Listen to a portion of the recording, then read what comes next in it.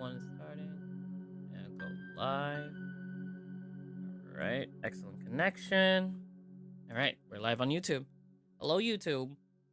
My goodness. Hello, YouTube. Hello. So let us turn off the BikuBot alerts, the sound alerts, and the Twitch alerts. All right. All three are down. Mic test. All good. In here. Going to get my drink real quick. You have water with you? I have some water. I had some soda, but I already finished it. Nice. I feel like I'm low on sugar right now. I have my drink. I know the feeling. Ugh. I am trying to figure out how to full screen the thing on Discord. I know I did this before. Okay, so full screen it. Right click and you see show non-participant video participants? Is it check mark? Yes. Okay, click on that, turn it off. Then on the bottom of the screen shows hide members, click that, and then hit on the bottom right corner where it says full screen. Oh, right. It's nice. Thank you. No problem. Got it. All right, so what was the apparently there's laser tags in extra, so like that's chapter 2. Where were we? What was the last thing we did? We were out for a walk with the commander, Mike Steele. A space bear who was enlisting us. We are going to be the tech support guy for his spaceship. And he's like traveling to try to stop the, what were they called? They were called the white, not the white void, but the white, what were they called? Something like that. The white noise? It was something like that. I don't think it was exactly that. Snow. Yes. We'll figure it out. We'll figure it out at some point. We'll just like put there were some alien creatures that devastated his planet. Yeah. And we are trying to help him out with that. Heck yeah. And I think we were just out for a walk. We had to talk about the sky being blue, and he told us about the sky on his home planet. Yeah, it's very like the contrast is a lot higher to them visually. Yeah, his sky was very blue. That was like deep blue. Oh my god! So now we're on our little walk together. Thank you. And I shall start. What was his voice? Was it the Russian voice or like a deep voice? I don't think you did a Russian voice. I think you did just like a deep voice, if I remember. Rah, rah. It's been a while. It's been like a month since we played. It's been a month. So I don't remember exactly. Well, we'll slowly figure out. And if anything, like the Granny Comfy is gonna say, we forgot the voiceover. Like. We forgot what voice we used for these characters. So if there's any different changes, that's on the month time separation. All right. So we shall begin. Even if it's not the answer to your original question, I hope it might help you imagine it a little bit. Were you inner voice too, or was I You were the narrator. Oh, the narrator has a different. The narrator has a different box. Yeah. Okay. Yep. So this is you. Is it? No, this is you. Me? Okay, this is me. All right, this box is there. Oh my god, it really has been a while. Oh my god. He seems really happy at being able to teach you something. Thank you, Mike. You're welcome, Raz. Is there anything else you would like to know? It's silly, but. Can't help asking. It might be a little silly, but what about the night sky? Are there more stars? How many moons? What about color? Is it dark? That's actually a good question. That is a good question. That's not silly. Sorry, a lot of questions all at once. He just smiles at that. The night sky is still dark. Our sun sets at almost the same rate as in this world. We have 2 moons, Theoran and Theoma. As for the stars, the amount is about the same, but there are other stars and other constellations. Are the constellations there also named after gods or myths? Dumb. Most are named after historical heroes or people who have changed the world. That's you. There we go. People who changed the world, huh? I'd like to have a star named after me. You want to be a hero? Not really. You remember a conversation you had with Nick once. You were both pretty drunk. Still, it had stuck with you. He had reflected on something you had said earlier. Something you hadn't thought about really. Sometimes I feel like there is no place in this world for people like me. The question Nick had asked you was, what is happiness and fulfillment to you? Whoa. That's deep. That's a lot to think about. It is. So Razor, what is happiness and fulfillment to you? Like waking up on a day where I have like nothing planned and no obligations, and there are ice cream boats in the freezer. Honestly, that sounds really good. I think it's the same in the sense of like just waking up, no obligations, hearing like. Honestly, I still dream of living like in a cabin in the woods, like with snow and like, because I love snow. I love like fresh snow and lying down on it.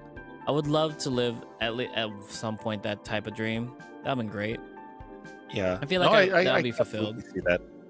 And hopefully has good Wi-Fi. Like, just good Wi-Fi. Yeah. I thought you were about to say a good waifu, and I was a little confused. My waifu is currently Lox. That'd been great. Oh my god, he's a good boyo. Yeah. My goodness. But yeah, that is a deep question to ask when drunk. I think just like having time to spend for yourself, like without having like obligations or feeling stress or pressure, and just being able to sort of just do the day the way you feel like in the moment. I don't think I would want every day to be that, because I think it would be boring, but having days like that is important, I think. Oh shit, I forgot to... Well, fuck. Hold up. Alright, now I got rid of the random unpin. Alright. But like, I think like just taking like a day where you just like wake up and like you take a deep breath in and then out and then just relax. It's nice. Yeah, honestly, for sure. What would it take to make you happy? To feel like you've gotten to where you want to be, done what you wanted to do? I think I want to change the world. Also, did that car horn just go through? I did not hear it. Okay, that's good. I have my windows open because I also need a breath of fresh air in this room. Make it a better place somehow. He looks lost in thought for a little bit. Having a star named after you means a lot of people look up to you for answers. But I think it's a good way of leaving behind a legacy. It's a noble aspiration. I hope you get your wish, Raz. Ellipsis. ... Brain breathing. Brain breathing. Thank you. You're normally not like this, but apparently you couldn't help it. Probably due to the flow of this conversation. Brain breathe. I like that we basically turned an ellipsis into brain breathe. My god. You keep on walking for a little bit, neither of you saying anything. Eventually, the commander breaks the silence. I miss flying through the sky. You used to be a pilot? No, I was Superman at one point. Not exactly. I actually used to be a teacher. Not what you expected. During the day on my breaks, I used to look at the clouds. Imagine what it would be like to fly, soaring through the clouds, to be free. And at night, I would look at the stars, wanting to go further and find out what laid beyond. This man is everything, and I love him already. The things he says are so philosophical. I just want to give him a big kiss and big hug. Like, I can't with Mike Steele. Such a good writer. The writer of this is so good. Ugh. And then I joined the military. I wanted to do all that, and then I joined the military. I got to go there, and I got to go there. What I didn't bring into my calculations was all the responsibility that came with it. He looks up at the clouds again. Despite that, it was wonderful, most of the time. Sorry, I'm rambling again. No, go on, please, baby girl. Just keep talking to me.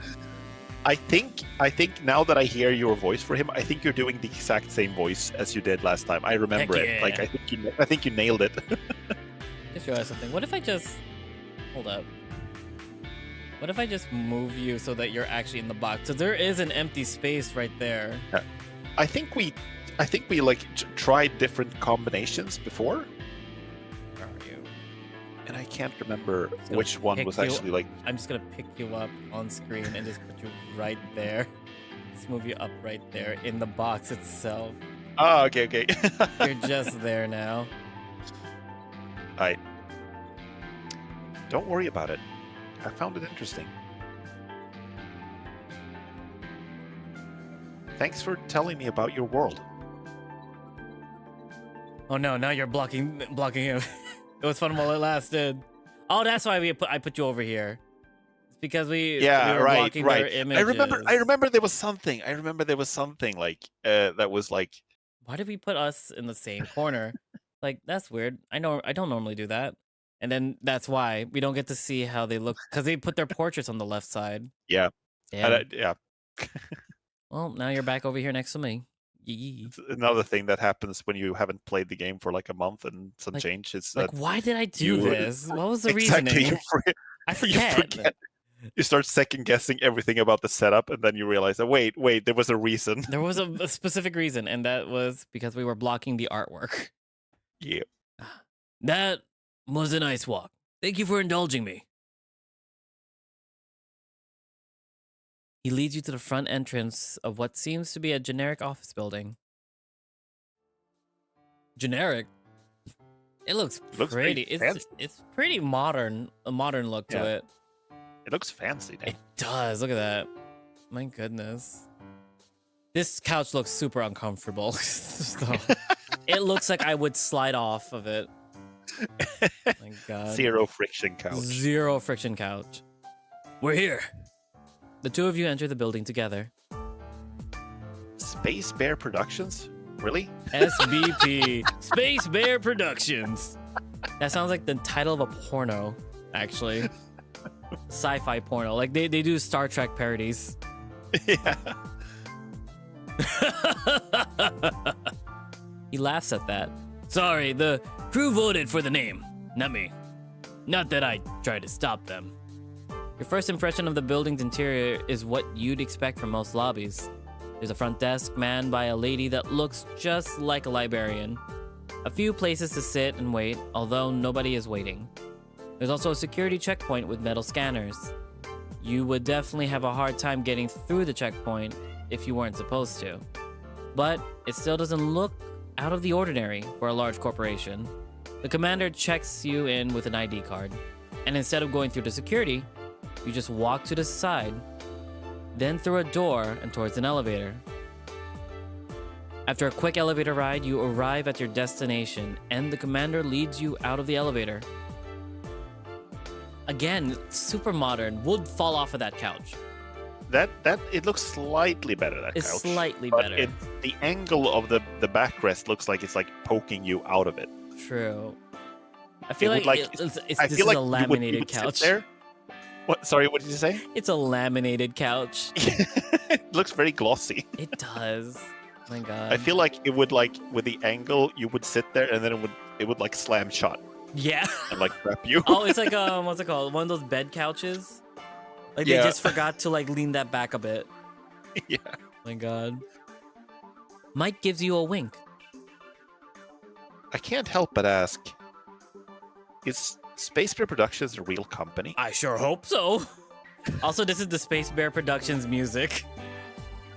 Yeah. I just noticed it. Oh my God. Right. Oh my goodness. Just as the commander is about to answer, you hear an energetic voice interject. Oh, more hot people? Damn. Who would have guessed it? Should I do this voice? Because I only have like one voice to do. Yeah, go for it. Or no, wait, I have several. I have the humans, metalhead guy too. But I don't think we're gonna see them for a while. No, that's true. You can take this one. It is. We make short stories about space. The commander doesn't say anything. Instead, he patiently waits for the young man who just approached you to finish. He looks to be a little younger than you. You can now view this character freely in the sprite viewer. Okay, nice. Mostly cute or fun stuff, like the lonely star who found friendship. That sounds like a cute story. It's a novel from the world we're from. Meet Max, apprentice navigator. He's young, but he's good at what he does. Nice to meet you. Oh. Do we get to see? Large. Oh, damn, we don't get to see form yet. He puts his hand forward for a handshake. As you reach out to grab his hand, your vision fails you. Yeah, it's like a sudden intrusion. Oh, he's a dragon! oh! Your vision of the young man in front of you seems to shift between different phases. His form shifts, but you're not sure into what. Mid-transformation. Oh! You cover your eyes with your hand. This is not ideal. You try to gather your thoughts, but it's difficult. Crap. You start to wonder what's happening to you. Are you all right? Are you straight? Crap. And then, a warm hand lands softly on your shoulder. A voice whispers in your ear calmly. I'm here about your car's extended warranty fee. Imagine Dragons! Oh my god, Radioactive playing in the background. Oh my god. Imagine a dragon. A dragon? Yes, with black scales. An image is starting to form in your head. A dragon? What? Dragon these nuts. I had to do it at least once. And then are we like character building him in our thoughts? I think so. I think we're doing character creation right now. Yeah. He has yellow eyes. I guess it's not that far-fetched, all things considering. Imagine how he might look like. Make an image in your head. It doesn't have to make sense. Furries just don't exist in visual novels, I guess. Yeah. Easier said than done. I'm already trying to.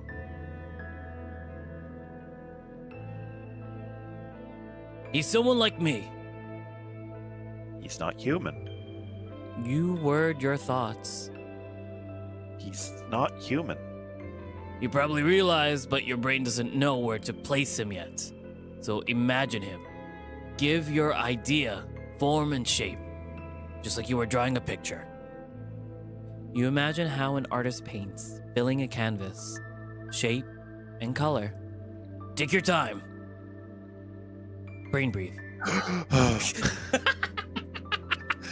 Black scales, yellow eyes, 4 wings, 17 different colors. 2 dicks, big tail.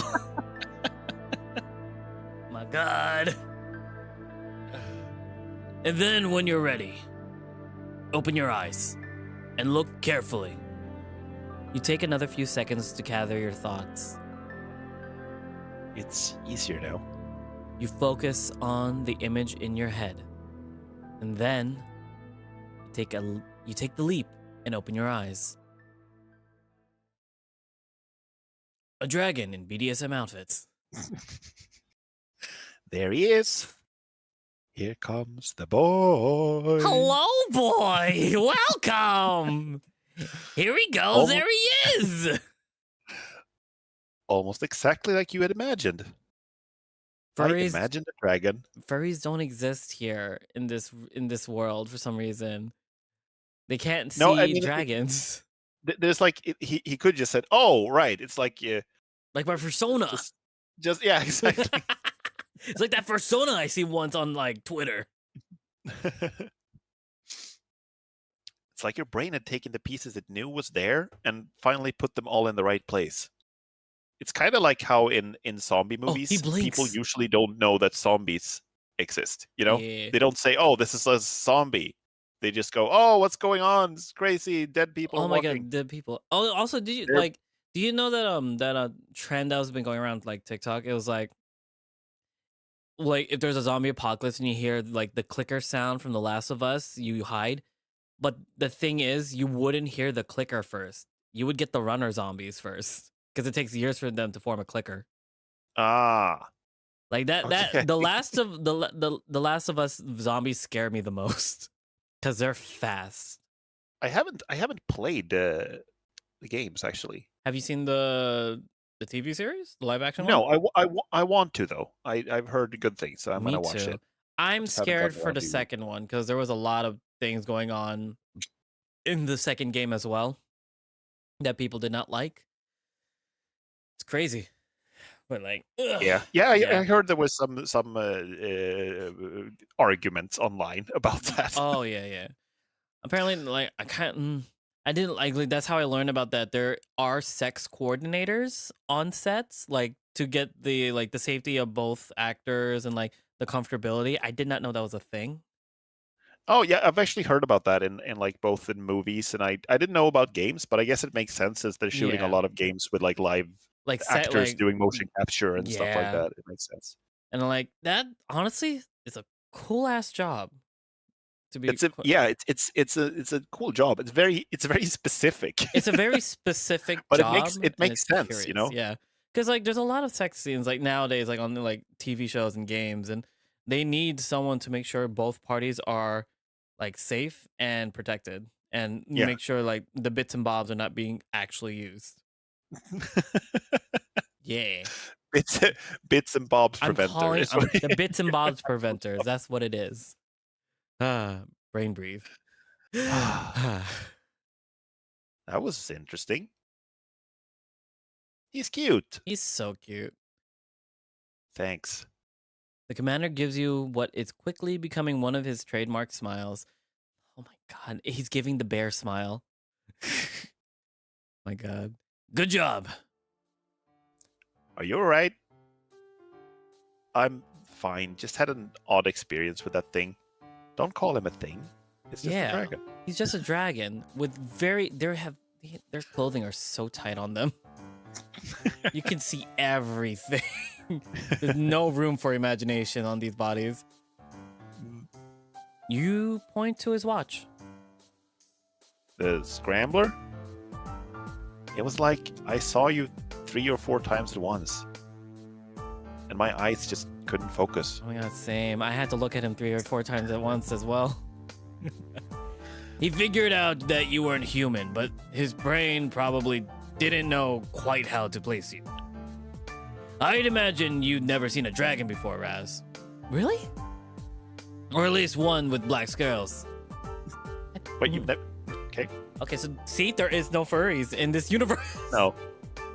This universe holds no furry. He looks at you as he asks the question. But there have to be furries in this universe because he remember the main character played a visual novel that was a different visual novel from the same creator that also had furries in it. Oh yeah, you're right. So why is he having struggles? Wasn't there also a dragon in that visual novel? I think there was. Continuity. But maybe we'll get the explanation here. I don't know. Never. Dragons only exist in the stories in this world. Oh god, what are those eyes? Oh I mean, I guess it kind of makes sense. He could have seen a bear, like an actual bear. Yeah, but like a dragon? But he couldn't. No. Dragon is harder to, yeah. Also, do you see like the slight like eyelid down? I'm just like, why is it so sultry? Oh my god. Why are you looking at me like that, Max? Oh my god. Again, you have the urge to ask an obvious question. It would be a little weird to ask, wouldn't it? Do you have 2 dicks? Could he breathe fire? You resist the temptation this time. I am, however, curious. Can Are he? they the same species and just look different, or are they like different species on the same planet? This is like a classic sort of furry world building question, I guess. But True. Are they dragons based off of humans' perception, or are they like their own type? Is what you're saying? Yeah, and also like, is he and are both like the bear and the dragon? Are they like the same species, or are they like? What if they don't even look like this? What if we're just perceiving them as is? Yeah. Like how you said, build an image type thing. What if they don't actually look like this? Yeah, I mean, they have a scrambler to look like humans. Maybe they are like scrambling right now to look like animals instead. Maybe. Or like something that closely resembles to what their species would be on the planet. Because otherwise, it's a little strange that they have an alien planet that has like human, not human, but like Earth animals and mythological creatures. Oh my god! If only we could travel to those planets in real life. Oh my god. Max once again puts his hand toward you to shake. This time, it's getting bigger. You shake his hand without issue. It's warm and softer than you would have thought. I'm Raz. Despite my initial reaction, nice to meet you. You shake your head slowly. I mean, no offense. It's a little surreal still. Sorry. That's awesome. What? I guess that means I'm a living legend. That's an optimistic outlook. A question pops up in your mind. How does space navigation work? As far as you know. You actually don't need to navigate usually. It's all calculated ahead of time. God, that I know, like, that face he makes is just like, I know more than you. My God. It's only if something unforeseen happens, like rogue gravity waves or unavoidable sunstorms or... Brain breathe. Sure is energetic. He finishes up this sentence with a few more things, and even some words you've never heard before. The commander laughs at the enthusiasm. It's the unlikely case of anything unexpected happening. Max's job is to help guide us around it. There's no actual navigation to be done, if everything goes as planned. Do things go wrong on these trips? Max must have noticed the look on your face. Not that anything really has gone wrong yet. Max blushes a little. Oh? He's blushing and doing the brain breathe. Oh, so many brain breathe right now. The commander lets like a yawn. It keeps spreading. Yeah, honestly. The commander lets out a tiny sigh, but keeps a smile. Also, not gonna lie, I kind of want to figure out how they did this like text box overlay, because I kind of want to use this for Bounty's Call, because we are also in space. We're doing Spelljammers, and I kind of want to put a character, because I'm the ship's medic, so like I want to try to put everyone's like medical stats on something similar like this. It looks so cool. Oh, okay. So I could just visually have it. Yeah, that would be cool. Yeah, I'll probably figure something out before tomorrow, if anything. The commander lets out a tiny sigh, but keeps a smile. Now then, would you like some coffee or tea before we meet Dr. Stevenson? Now that he mentions it, a little break would probably be good. After that unexpected experience. You suddenly feel a little tired. Max showing up and being so energetic just exacerbated it. Quite the contrast.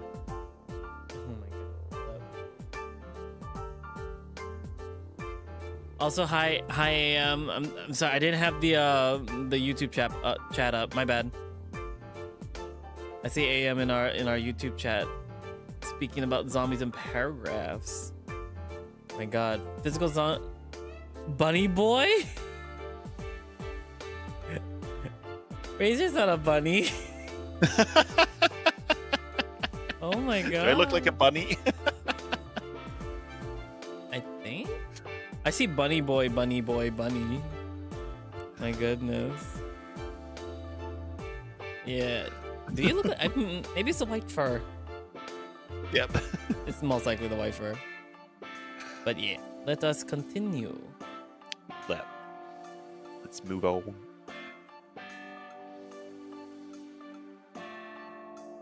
I wouldn't mind some tea. All right. Anything for you, Max? I'll come help you out. Be right back then. The big bear leads the way down the corridor. The dragon follows closely. You can hear Max talking a little bit too fast as they make their way to another room. You sit down on the nearby sofa and wait. Oh. A dragon, huh? It wasn't that you were a bunny. We said the portion where we said like imagine what they look like, and then he's like bunny. There's probably a bunny boy somewhere in here. There has to be, right? Or is it just all buff buff stereotype like furries? I think like the creator of the game has a type, so I don't know, but the creator is Bara. People look out. Bara type. I saw their retweeted artwork. Yeah. Just one more time. A dragon, huh? He's definitely unique. That's a lot of energy. I wish I had some of that energy. Honestly, same. Same. Oh my god. If only to keep up. It's going to be a long day, isn't it? At least I'm getting a break. Someone's even bringing me tea.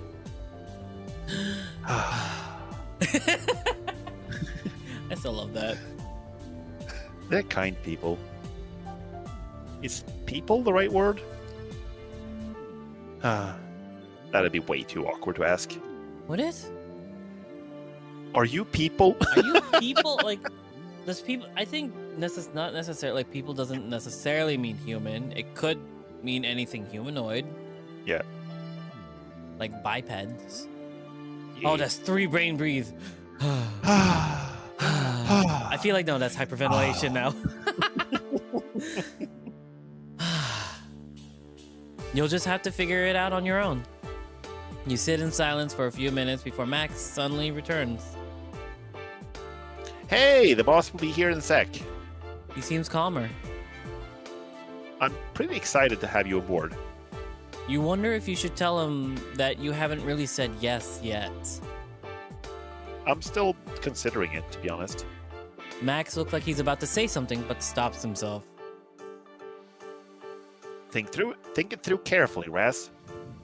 Just a few seconds later, you notice Commander Steele approaching with 3 paper cups, 2 in one hand and 1 in the other. The commander hands you a paper cup with a smile. The tea smells just right. Thank you, Mike. Ready to go meet the doc? That reminds me, I need to go pick up a package for him. It was great to meet you, Raz. Take care, Max. And he fades out of existence. The commander waves him goodbye as he leaves. It's part chameleon. He just like changes color and just fades into the background. He just blends in. The doctor's office is just down the hall. You trail after the bear. Let's see what the doctor is. He leads you down the hallway and stops by a door marked Research Department. He knocks softly on the door. A deep voice responds. Yeah. It's Mike Steele. The door opens and in front of you is suddenly a large tiger. Now, oh my god. The writer definitely has a type. The artist has a type. He's taller than the commander. Taller. Oh my god, I'm sorry. No, it's not a problem. Oh my god. He's taller than Commander Steele. The commander hands the tiger a paper cup. You must have gotten something to drink for him as well. Thank you. The tiger waltz. The tiger looks you up and down. It's time already? If you're ready, we can come back in a bit if you're in the middle of something. Maybe I should do the Russian one to differentiate. Like, I don't have a very differentiating, like, deep voice. Hello. Doing it right now works for me as well. The tiger puts his hand out for a handshake as he looks at you. Charles Stevenson, it's a pleasure to meet you, Raz. Seems like everyone already knows who you are. Where everybody knows your name. Nice to meet you, Dr. Stevenson. He looks you up and down, studying you carefully. Welcome to the Space Bear Productions, or as you might soon know us as the crew of the Firefly. Although he's quite physically intimidating and has a stern look. He doesn't seem that scary. I think they just underlined that. Great. Is that the spaceship? You're fairly sure that's what the commander called it in your interview, but there's no harm in asking. Right? For some reason, all of a sudden, you feel really self-conscious. If you know the answer, why even ask? The stern look on his face, combined with the few seconds it takes to get an answer, is definitely not helping your confidence here. And then, the name is quite interesting due to a few reasons. What do you know about combustion engines? Isn't that just a normal engine? To him, I probably look pretty stupid. No, stop the self-doubt. You're good at your own job, and it doesn't hurt to ask about others. You're really good at IT. Exactly. People are going to ask you about IT. I should probably answer still. In short, it's an engine that uses fuel to produce energy. I think. Not sure why I added that last part. I'm sure of what I said. It's because you doubt yourself in the intimidating presence of this big-ass tiger who's probably 9 feet tall. He looks a little surprised. That is a good explanation. He doesn't think you're stupid? Oh yeah, that's you, sorry. Yeah, now that's you. Now I feel stupid for expecting the worst. Oh my god. Maybe you do sell yourself short sometimes. Sometimes? All the time. The first prototype of the Firefly used combustion engines. It used to light up when it took off, just like a firefly in night. So that's where the name comes from. The first prototype? Does it still look like a firefly? I'd like to see it sometime. She looks different now, but she's still quite the sight. As our technology has advanced, she's been rebuilt. There has been quite a few new versions of the ship now. Thinking about it, the Firebird might have been a more fitting name. He smiles. Rising from the ashes. You can't help but think about the Endless White. That's what it's called. There's the name. Granny Comfy, just clip this entire box on the Endless White and slap it on the previous question when we asked what the name was. Let's do that. We're gonna download all this in episodics. All that's left behind is a cloud of white ash. It seems like the tiger had the same thought. That's quite poetic. Now, how do you respond to that?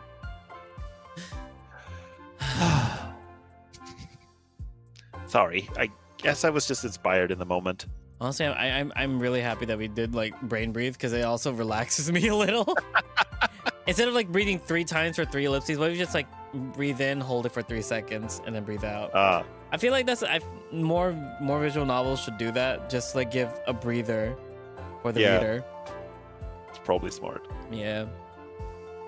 The Firebird is a fitting legend. It dies in its own fire, and it's reborn by the ashes. Charles looks towards Commander Steele with a smirk on his face. If Raz joins us, the journey home might be quite interesting. It's up to you to explain our mission and convince him.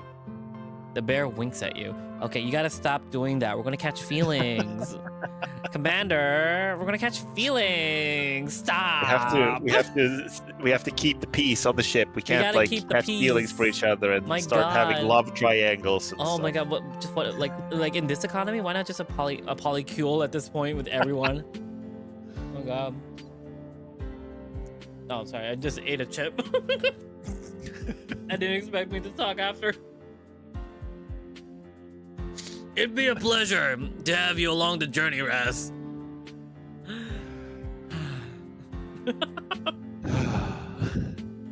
You try not to read into that. I'll leave him in your care, Charles. He sighs. Try not to scare anyone this time. Without missing a beat, and with a serious look, the tiger responds. It is important to note that he knows about any risk. It is. But no growling. Oh. Maybe you could do a little. Just a little. Can we just a little hear bit? I would like to hear it first. Oh, Like, he maybe looks you so could- sad. No, you can growl, please. You can hold me a little bit and Oh, growl just- softly in my ear. Let me sit on your lap, and you can explain everything while I pet your ear real quick. Yeah, I want to scratch behind your ear. And just little scratches. God, those arms. Jesus. He's got the same thing as me, that he's got like a little scar on his cheek. Or he's just a little bigger. Oh, I but... thought you were going to talk about like he's got the same thing as me. I got big ass arms too. I'm like razor. Oh my god. Wait, so you also have a little like a scar, like a slash? Yeah, you can kind of see it on my model. Like if you, it's bare. It's like a little subtle. It's under my eye on the like. Oh, I see it. Left side on the screen. I see it, and I'm definitely gonna zoom in on that later. But like, I also forgot to start the timer. Oh no! I'm crying. Oh no! As much as I would love to say super long on these things, 41 minutes. Let me just change the timer real quick. Give me a second. Oh my god. Oh, that's...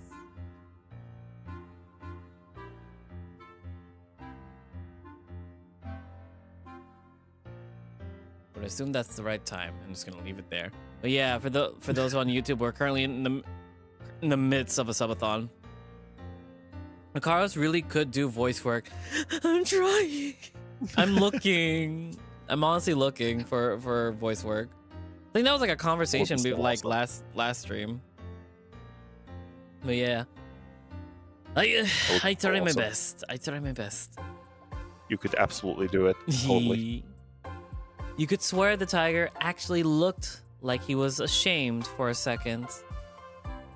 Let's get started then. We should be done by lunchtime, Mike. Send me a message and I'll be right over. With a wave, the bear turns around and leaves you with the doctor. Charles enters the room and motions for you to follow. I love this. I still love that transition of like the character heads. Yeah, It's I haven't so seen. cute. This is the first one we've seen of a different one. We've had the one with Mike for a while. True. I mean, I think it's because he's no longer in the room. It's very prominent. Looks like there's a large table prepared with seats and a whiteboard. This is the briefing of our mission. If you have any questions, just ask. As I mentioned earlier, it is preferable if you know as much as possible about any potential risks. To summarize it, we have succeeded in entangling 2 physical spaces, and you are currently fine, AM. Don't worry, I don't mind if you talk a lot in chat. I'll just be every now and then I look over. It will take a while, but I will answer. As in, now back to what I was saying. As in, we have achieved quantum entanglement, and our mission is to travel back to our... I'm rolling my R so many times. Arctos, the planet where I'm from, and set up a base on a nearby planet, where you will then help our engineers to connect equipment from this world to our technology. This is in order to send data between the 2 worlds using the entangled areas. Arctos. What exactly is entanglement? The commander explained it a little, but I'm not versed in quantum physics. Oh, there's an actual whiteboard. We're gonna learn about quantum physics, guys. Get your pen and paper ready. We gotta write all this down. We're gonna get tested. I'm like actually excited to see what the explanation is. Oh wait. I'm standing up for this. I need to. Ugh. Been sitting down all day. The tiger walks up to the whiteboard and picks up one of the markers. The tiger draws a small circle on one side of the whiteboard and then another on the other side of the whiteboard. Oh, cute. Quantum entanglement of two objects, or spaces in this case, can be explained like this. We link the two objects' properties to one another. He draws an arrow around one of the orbs as to show it as if it were spinning. That means if we were to make one of the objects, for example, spin, he draws the same arrow around the other one, then the other one would spin as well. They share properties no matter where they are in the universe they are. He erases the circles from the whiteboard. Would you like to ask another example? I kind of would, actually. Honestly, yeah. What's the harm in saying yes? Yeah. Another example is as if we were to flip two coins.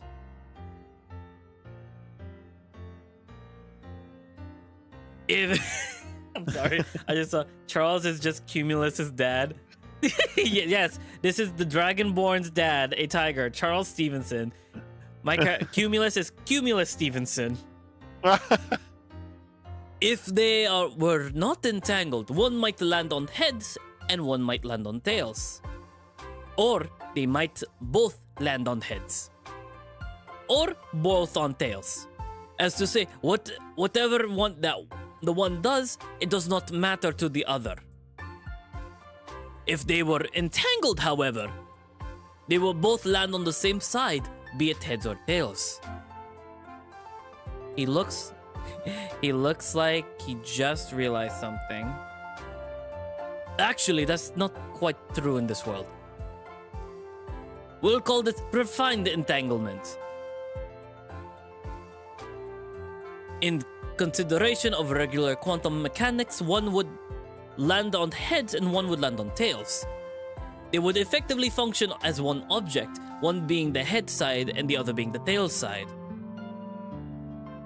Always the opposite. Also, hi, Zach. Yes, it has been a long time. Zach says hi. Hello. Hello, Zach.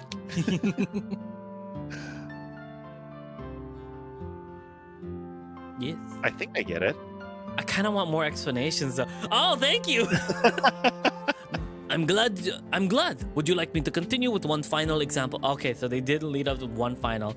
But why would we say no? Yeah, but sure. This is so interesting. They one planet spins on the other. Refined entanglement's the same, but regular entanglement would be they'll be just consistently opposite. And this is I don't think this is quite how quantum entanglement works in real life, but I like the explanation they're giving for this game, since it sort of explains the rules of the world and the world building. And true. We love that. We love it when they actually explain how the world worked instead of just making us agree with it immediately. Yeah. Okay, I'll give you another example about the original ideal of quantum entanglement. Ooh, t-shirts. Imagine you order two items. Let's say you order a blue shirt and a red shirt. You know they'll actually arrive in different boxes, but the boxes themselves don't look identical. When you get one box and open it, you'll see one of the shirts. Oh my god. If you get the blue shirt first, you'll know that you got the blue shirt. So the second box to arrive will have the red shirt. They're entangled as you ordered them. Two boxes containing different things, heads and tails. Though this is a rough idea of what entanglement is. However, we've managed to manipulate the process as to bind them to mirror themselves. So in our case, both would be tails or both would be heads. Or after ordering the red and blue shirts, we'd be able to change the color of the second shirt, the red shirt, by manipulating the blue shirt, because they are entangled. That is a rough explanation. Hopefully it was understandable. Things get more clear as the details get more complex. Yeah, I mean that was a good explanation. It was also a lot. Follow. It was not too much, but it's really good, honestly. Yeah.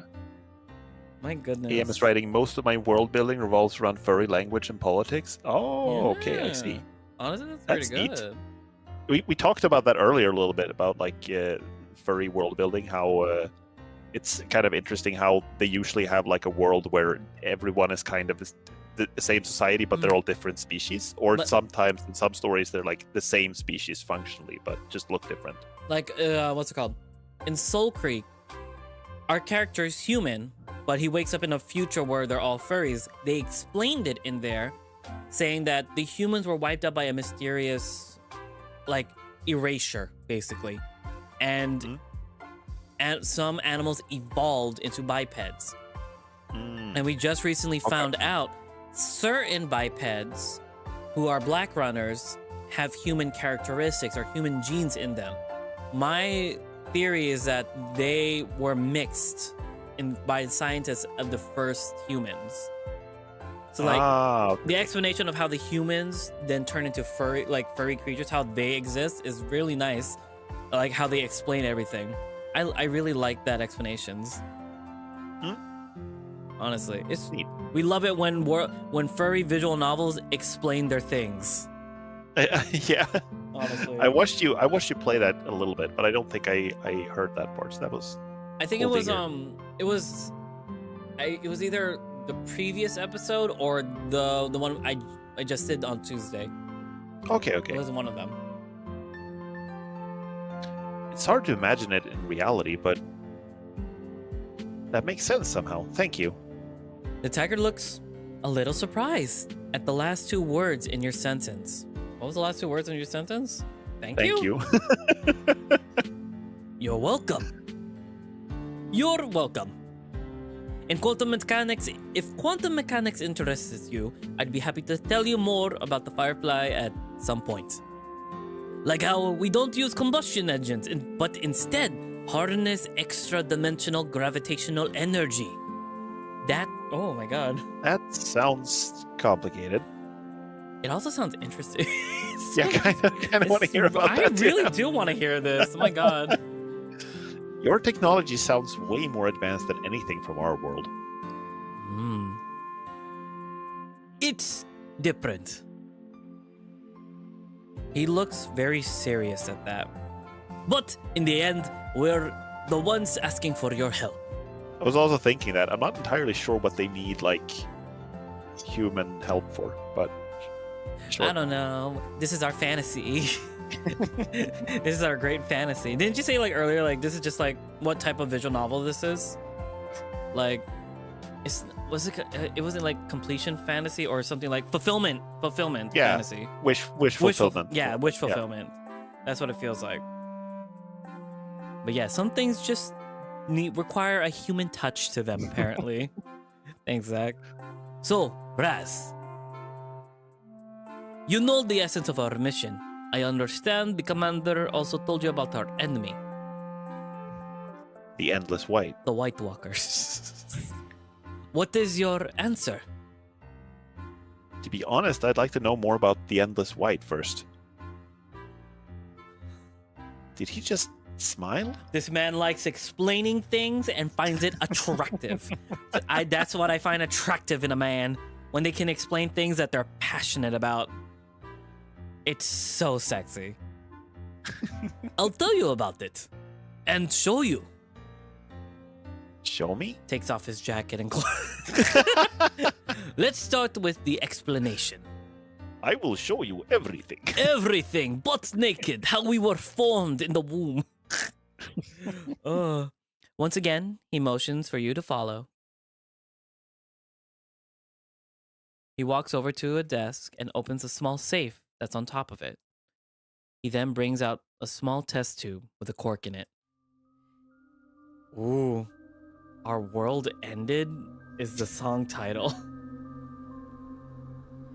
Inside it, there's what looks like ash. Is that the Endless White? It's some of the ash left behind. The doctor brings it closer for you to see. You look intently at the test tube. It's strangely colorless. Not like it's white or gray. More like there's just an absence of what your brain would assume should be there. Somehow it just feels quiet. It's inert, as in, it will not permanently damage you. But I'd like for you to touch it, Raz. You want me to touch it? Yes, touch my white stuff. Intelligence is sexy. It's inert now, but if you touch it, it will come alive. It will come alive. Pulls out pants, so touch it. It is very inert at the moment. Sorry, it was such an intense moment. I gotta break it up a bit. Oh my god. Look, intelligence is sexy. Yeah, I agree. It's super sexy. It is inert. Oh my god. I almost feel too shy to ask, but how big is it? And what's that about damage? It will still sting and burn as you touch it, so do not hold on to it for long. I'd like to observe how it affects you physically, and it will give you a real idea of the threat of the mission. I thought we were not going to Arctos itself. We are not. However, I'd rather you prepare for the worst possible outcome.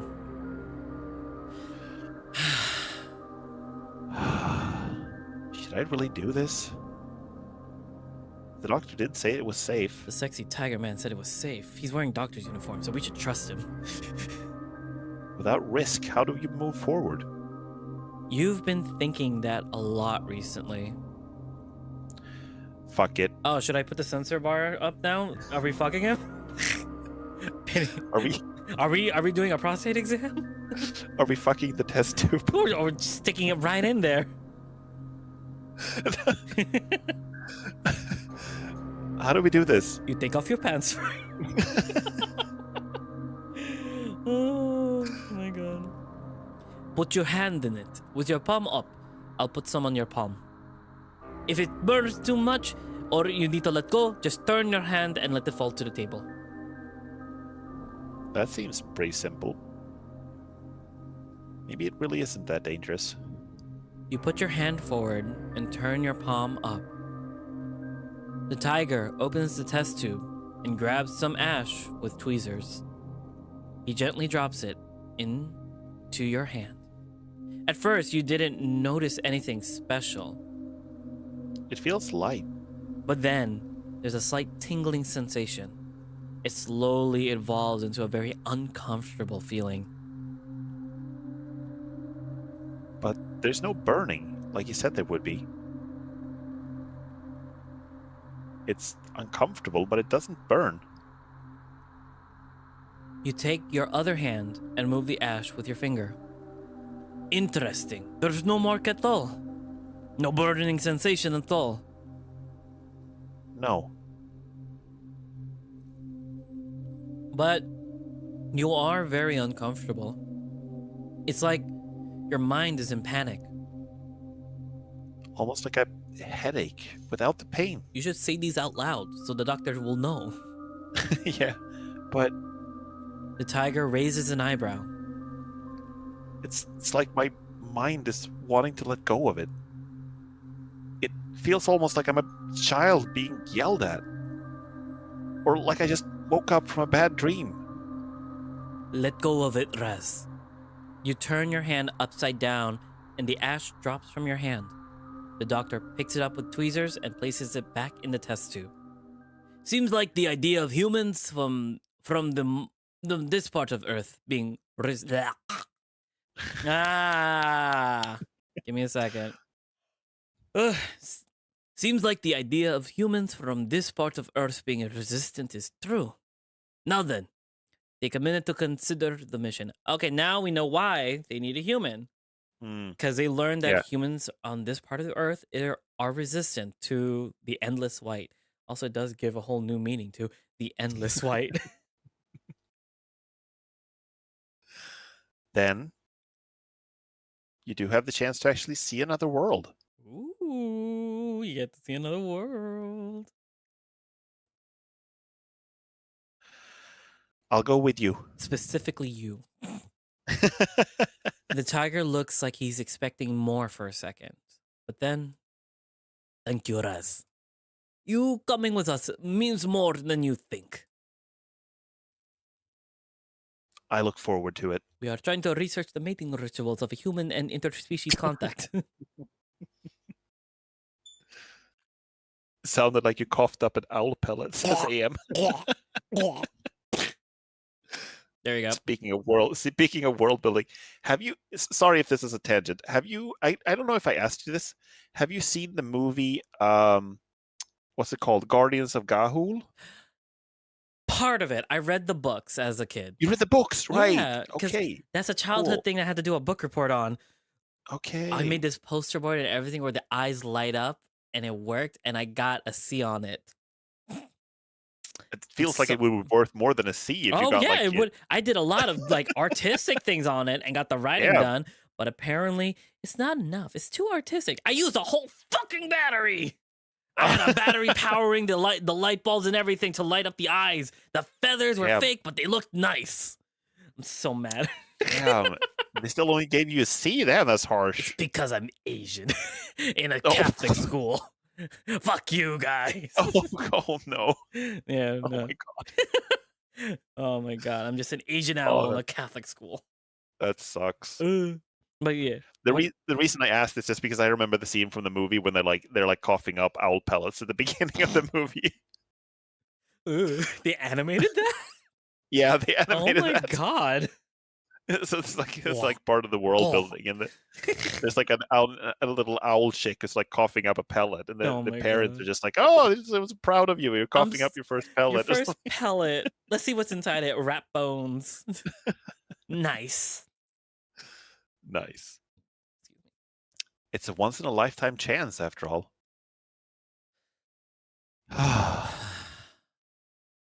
Ooh. Can we hear the sound effect? Please tell me there's a sound effect. You hear a growl. It's coming from the tiger.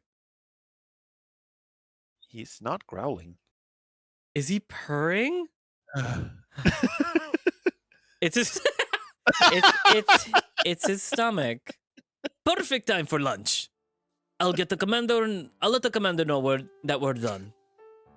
This character was introduced as sort of kind of a little bit intimidating, and he's extremely unintimidating. He's at this so moment. unintimidating. He's very just comfortable to be around. I just want to sit on his lap and have him explain the entire theory of string theory to me, and I will not know one word he's saying, but I will enjoy the time that I'm with him. Yeah. Like, I feel that's the type of person he is. My god. Do you think if you start like talking about the Schrodinger equation, he starts purring? Oh, maybe. Oh my god. This is so good. He sends a message on his phone, and shortly after, the commander walks in the door. All set?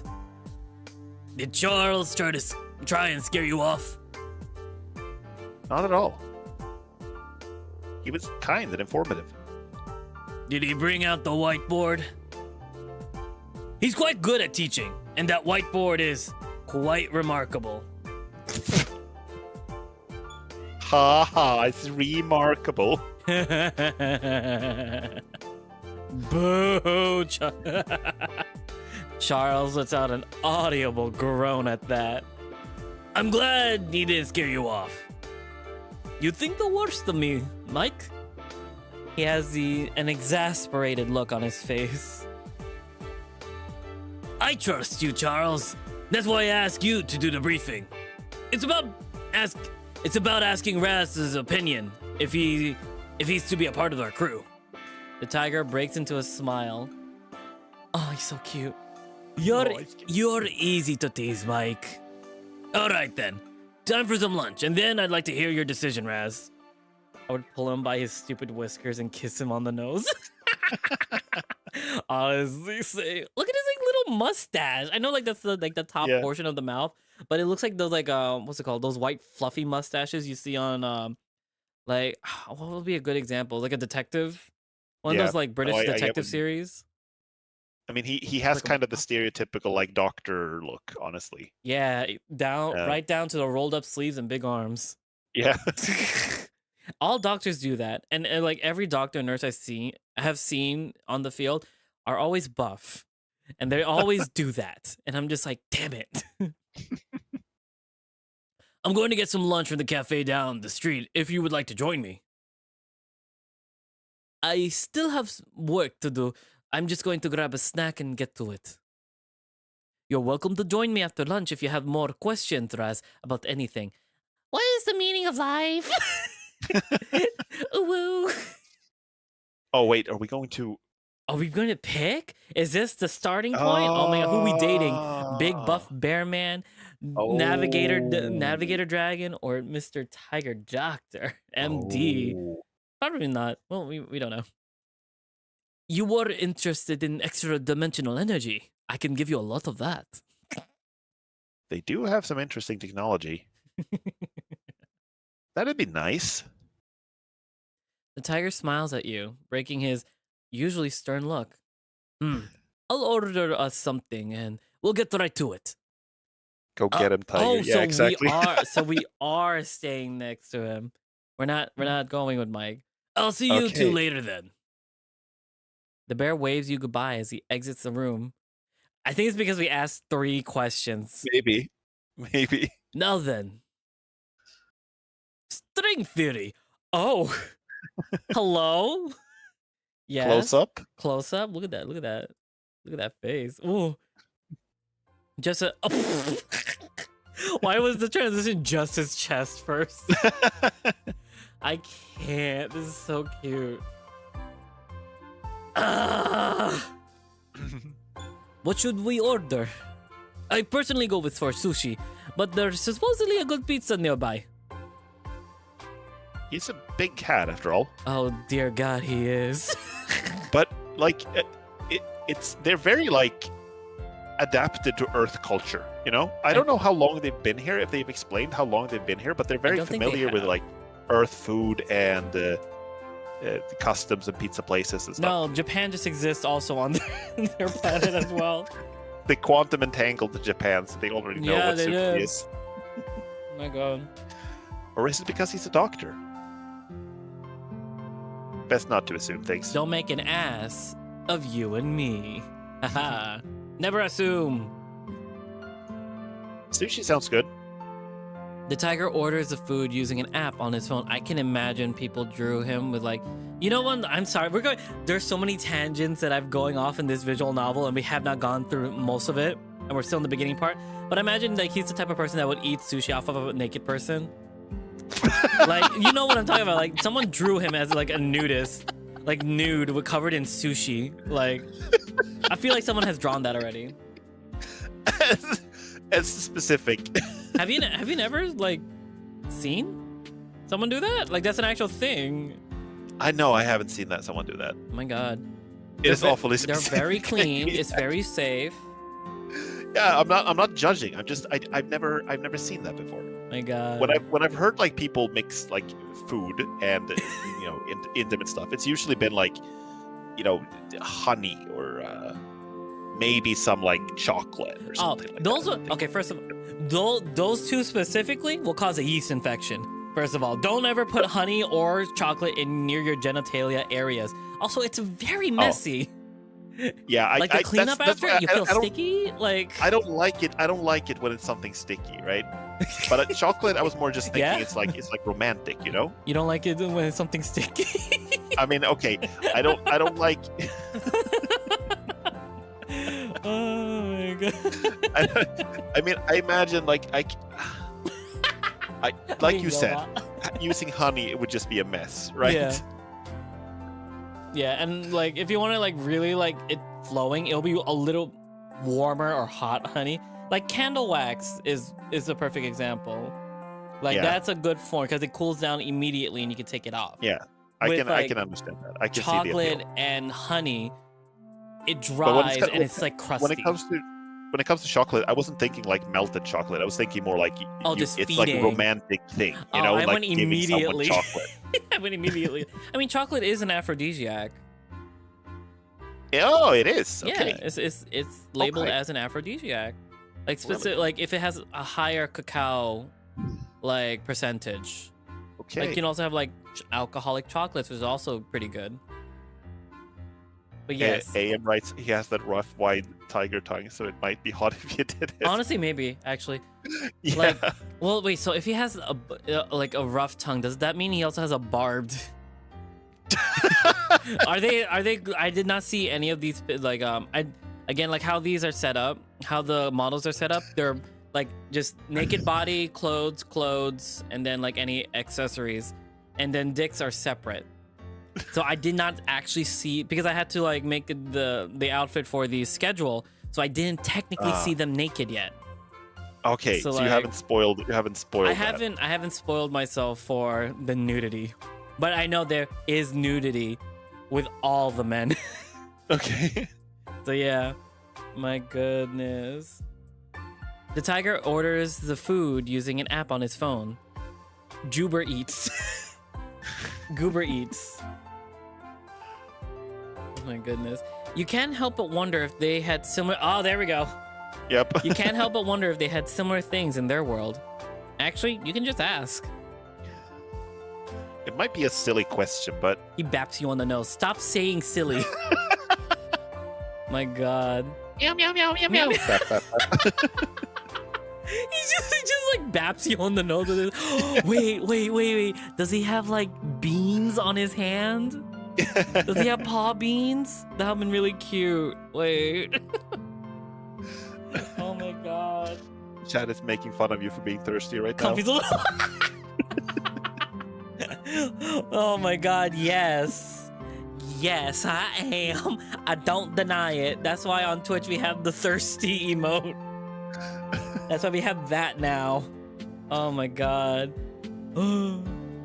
Continue before I just break on laughter. Do you have similar phones back at Arctos? Oh no, I just chipped in my mouth. The tiger looks up at you. This is what I get. Normally, we'd use communication bands and get an implant for certain frequencies. Sometimes, something like just like the scrambler. He holds up his arm to show you his watch.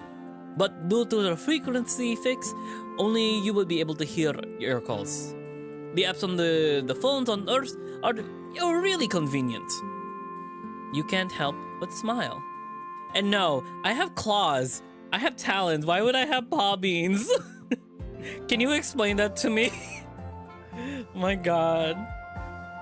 Big white paws and big fuzzy toes. Yeah. We love that. Your two worlds definitely have different technologies despite their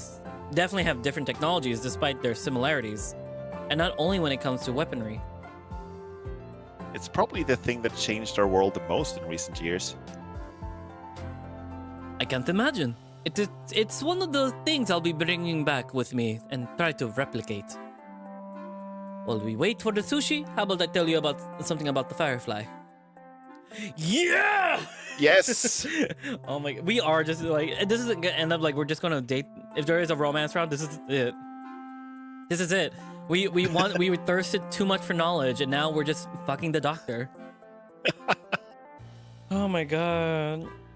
There is no lupin canids yet. Oh wait, are they? Oh wait, hold up. I gotta close my windows now because there are people doing landscaping, and I'm allergic to grass. I'll be right back. Oh. Specifically, we haven't seen any. We haven't seen any canines yet. We have seen a tiger, a bear, and a dragon so far. That's the cast roster of hot furry guys so far.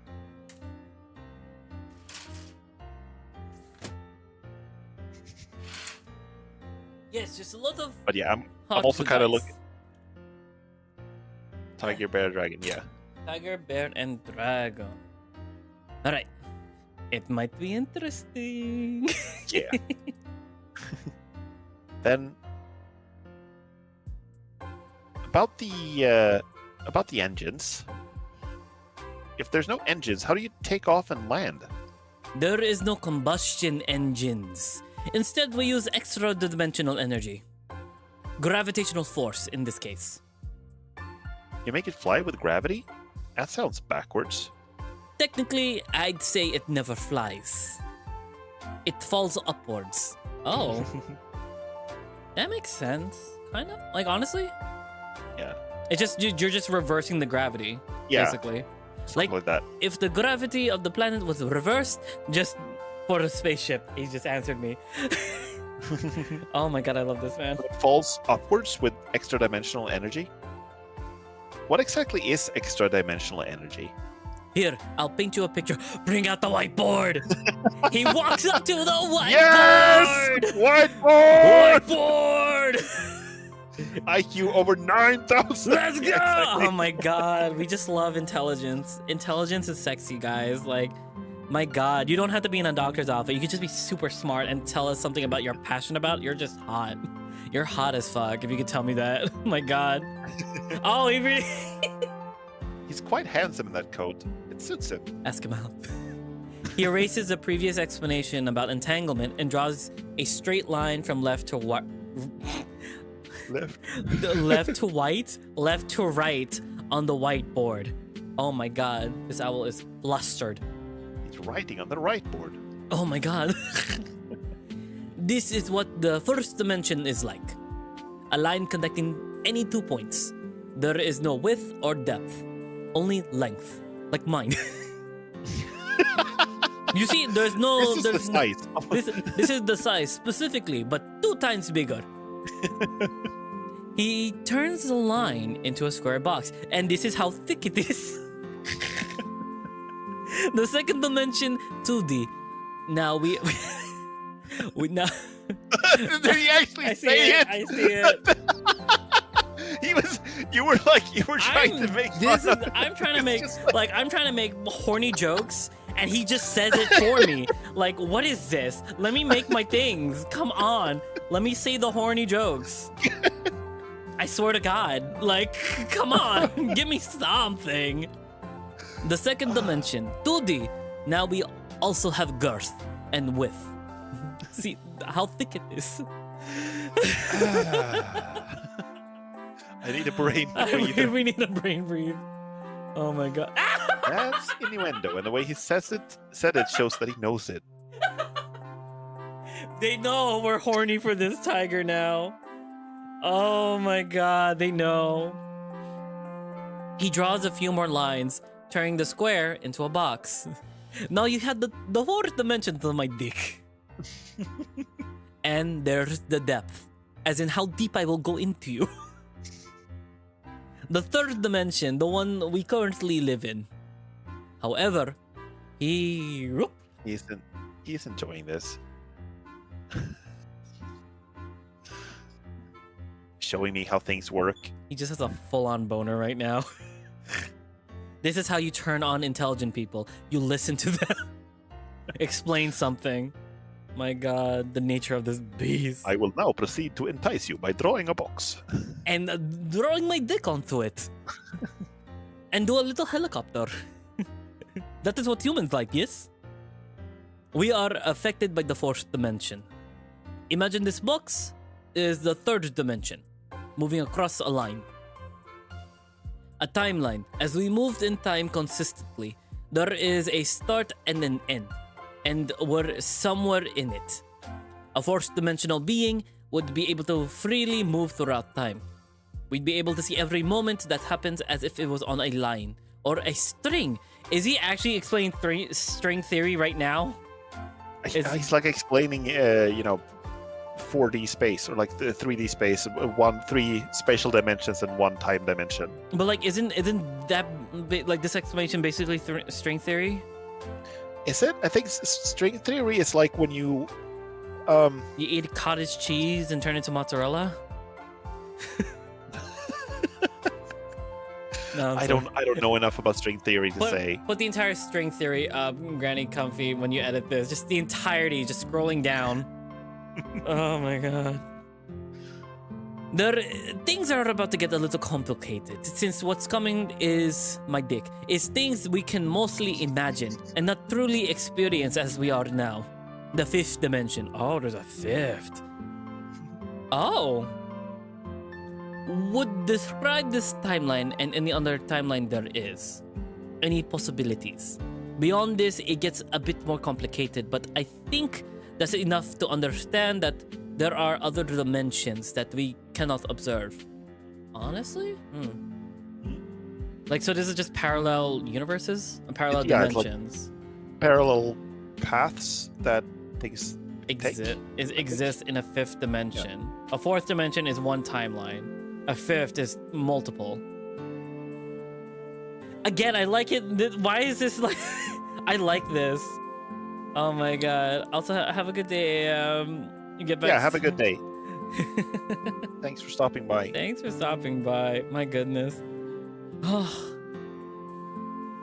like this. I'm sorry. I just gotta keep saying it because, like, I like it when they explain things like this. Like yeah. even if it's like just science stuff and things that I don't understand, they make it understandable in a sense. How does that make something move, though? I understand the theory, but what does that have to do with gravity? The extra-dimensional energy in this case. Imagine infinite dimensions, and there is one in which gravity is bendable and bendable freely. Take this energy and apply it to the Firefly. So wait, so the Firefly is working on a fifth-dimensional engine? They're like quote unquote stealing the laws of physics in one. They're like tapping into another universe basically, or another like dimension timeline where the gravity works differently and they can just use it however they want. That's super convenient. That is very, very convenient, but like it's cool. It's very cool, honestly. It can now fall in any direction, including up.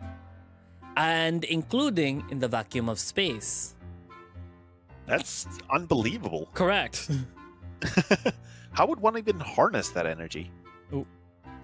From black holes. From space itself? Well, they're usually only in space, unless you create them yourself. That's a little too fast and a little much. Creating black holes? Might be better left for another day. He smiles at you. The dogs outside bark at the children as they cannot play with them, and also barks at the gardener who cannot also play with them. I can hear it in the background. I'm so sorry. Asserting dominance on other dimensions by using their physics as your own. Yeah. Honestly. About harnessing energy from black holes. A black hole is consistently rotating around its core and the singularity, which causes massive gravitational force. Imagine you put a ball in a bucket and spin it around your arm. The ball stays at the bottom due to the gravitational force you create. Now imagine this at a massive scale. That happens to be a black hole. By feeding an object into a black hole, the rotation slows down and the gravity affects the object. In the process of entering the ergosphere of the black hole, the matter of the object is split into two parts. And just like nuclear power, we can harness that energy and use it to travel. That's... Wow. Oh my god. This is actually kind of... partially based on a real physical occurrence. Black holes out in the universe, like in the cores of galaxies and stuff, they have something called matter accretion disks, where matter is falling into the black hole, like, you know, dust and gas and parts of stars and stuff like that. Mm-hmm. As it falls into the black hole, it forms into like a disk around it as it spirals into the black hole. Mm-hmm. And the disk heats up so much because the matter is compressed so heavily that a lot of it is converted into energy and becomes light of different kinds. So that's why we can see like certain black holes without actually seeing the black hole itself. We can see the disk around it. That's how we can observe them from over long distances.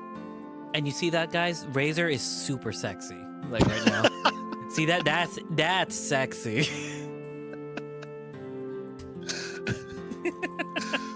Thank you. No problem. It's true. My goodness. The tiger smiles at you.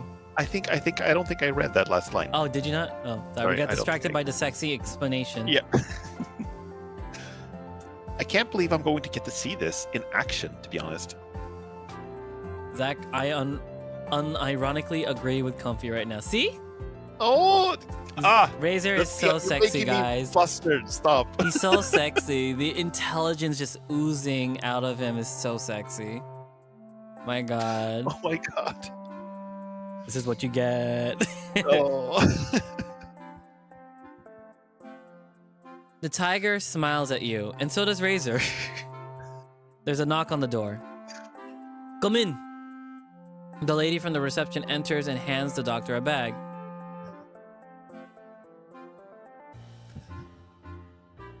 We've been put in the sussy jail. Also, Razor was like, show us the girth of your knowledge, Razor. Flex your brain. Flex your brain, Razor. Show us that girth. New art potential. Yeah. Brain girth. My God. Big brain type. Big brain type. Hi, Arden. The lady from the reception enters and hands the doctor a bag. Thank you, Linda. No problem. Enjoy lunch, you two. She leaves. Now, how about I tell you a little bit about myself? Oh, about your... Oh, no, not myself. Yourself. Oh, my God. I want to know more about him. Wait, is he blushing? Yeah, he is! Oh, my God. Ah. Now, how about I tell you a little... How about you tell me a little about yourself? About your world over lunch.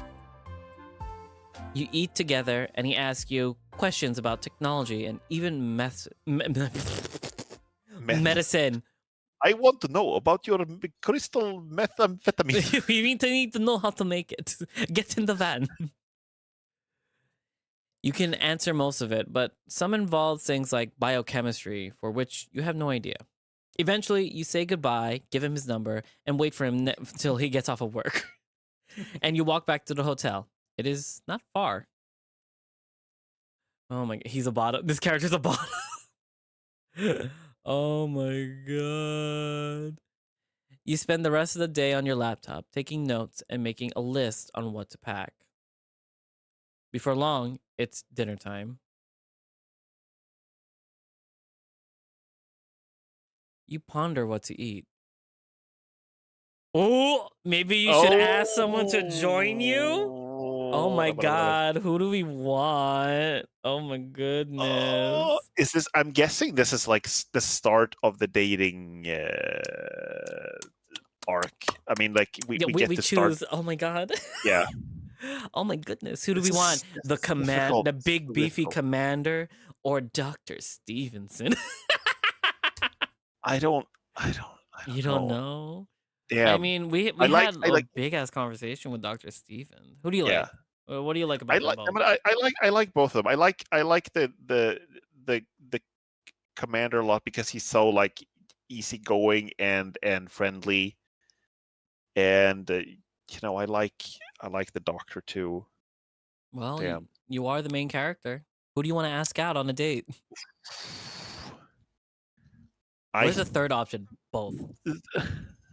Both. Invite them both to dinner.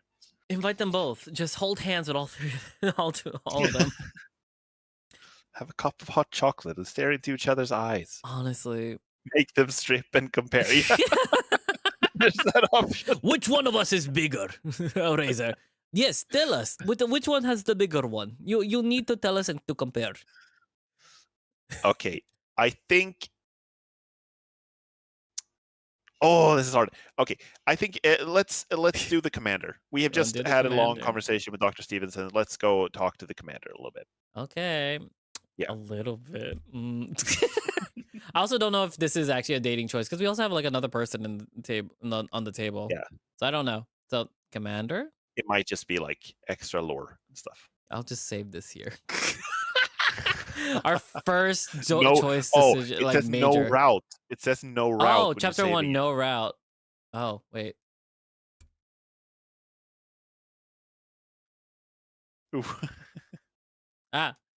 I'm using a backup keyboard, so it's not good. I need a new keyboard. No. Oh no, it's stuck on spacebar. No! No! Ah! Give me a second. Oh my god. Well, Company it's fitting since we're going to space. It's so much space. Oh my god. What's an Go to the alien's space what's an alien's favorite key on the keyboard? The space bar. Da-da-da-da-da-da. Okay. Oh my god. Okay, I think I type. Nice. Ooh, big boy. Now we're good. All right, so the commander? Yeah, let's go for the commander. You decide to text the commander and ask him if he wants to grab something to eat. Ooh.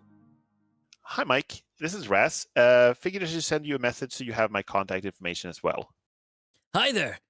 Thank you. That'll make things easier. Good night, Raz. Get some good rest. Good night.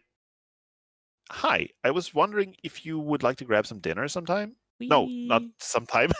I'm fucking you up. Oh, you can't read it now.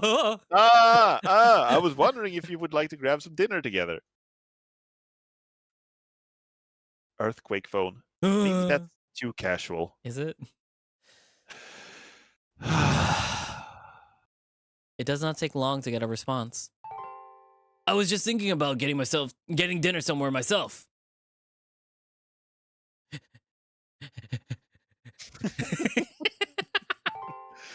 I can come meet you at your hotel in 10 minutes. There's a nearby restaurant that was recommended to me. If you'd like to go, smiley face. That sounds perfect. Not too casual then. You wait for him just outside the hotel. Make them strip and compare for rocket science. We love this. Oh my god, he's so dapper. Ah! This is a date. He greets you with a warm smile. It's Christmas. Hi, Raz. Ready to go? Ready as ever. You start walking and chatting about the day. Also, the name of the song. Bare naked. Oh my god. Okay, they're so on point with naming any of these songs. Like, this is just great. So great. Thank you, the creators of this game. Oh my god. He seems excited to hear your take on things and ask your opinion about a lot of stuff you learned. Even the endless white. You have an optimistic and realistic view at the same time. I admire that.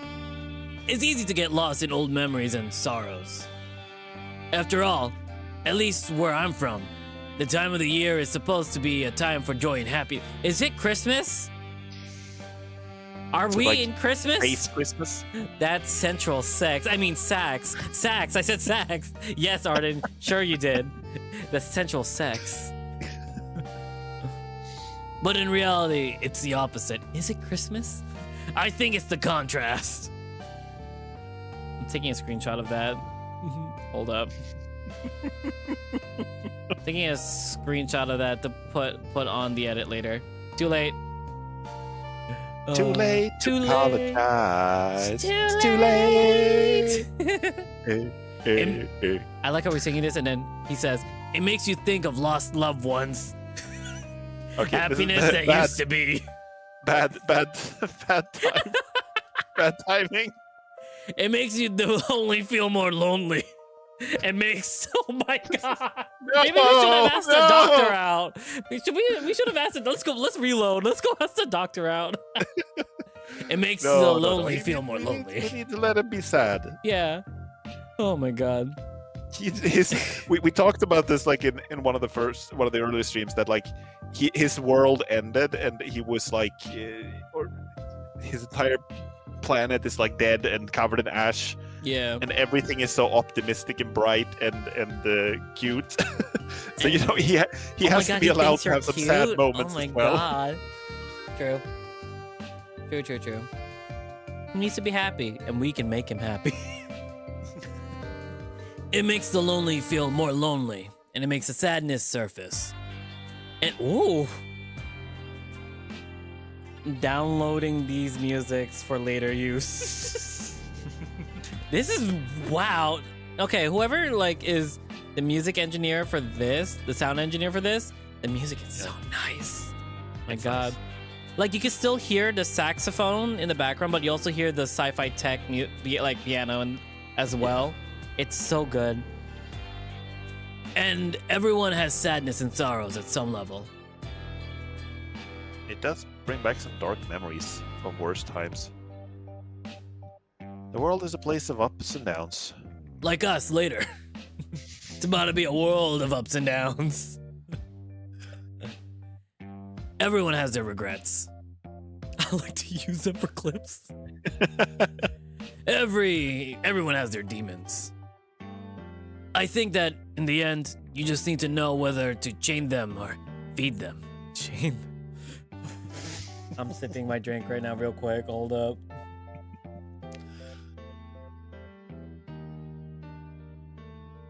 Oh my God.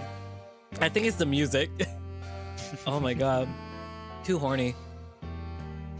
There's a quote from my favorite poet. Oh my God, he's poetic. I'm sorry. Focus. Focus, Comfy. Be serious. Lock in. Lock in. Just as you are the architect of your own demise, you also build your own future. Kais is still sexy. And the alternate ending, added by some. Fight if you have to make it a good one. Feed your optimism. You joining us on this mission makes me more optimistic. I'm fighting my demons, and sometimes they end up winning, but when I see you look forward, I get the power to chain them. Maybe I said too much. Sorry. You feel yourself blushing. Villains are sexy. Sorry, Arden. They're too sexy. I blame Disney. I blame Disney for that. You can feel yourself blushing. Thank you. I've not done anything special yet, though. I didn't know my name is special. My God, you guys. He looks to be in deep thought for a minute as you walk. My face is turning red. I can feel it. Oh my God.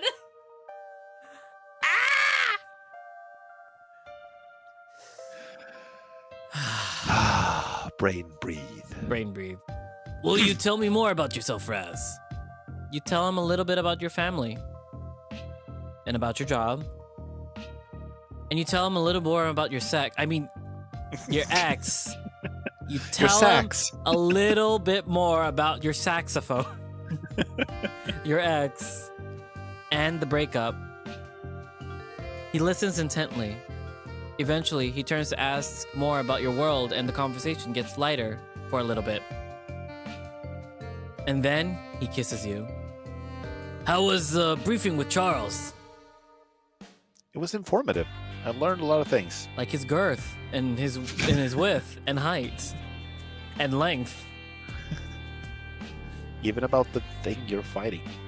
The Endless White. It helped me make my choice. He looks surprised. I've been lonely in life. Let's be lonely together. Oh, the music stopped. I felt like nothing I did ever mattered in the end.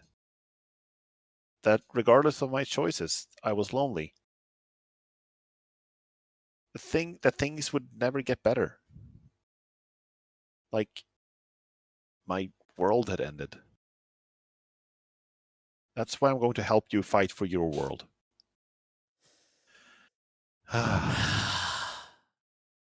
It's almost like the world slows down. For a kiss. What? Distant love? Oh, maybe we did make a choice. I think we just made a choice. I think this was our first date. Oh my God. Oh. Yeah, no, I'm stretching. Don't worry. I'm going to stretch. Don't clip that out of context.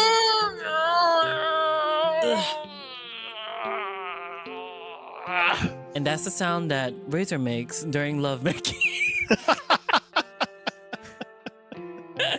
It is now clipped. No, I'm just kidding. I would never do that to you.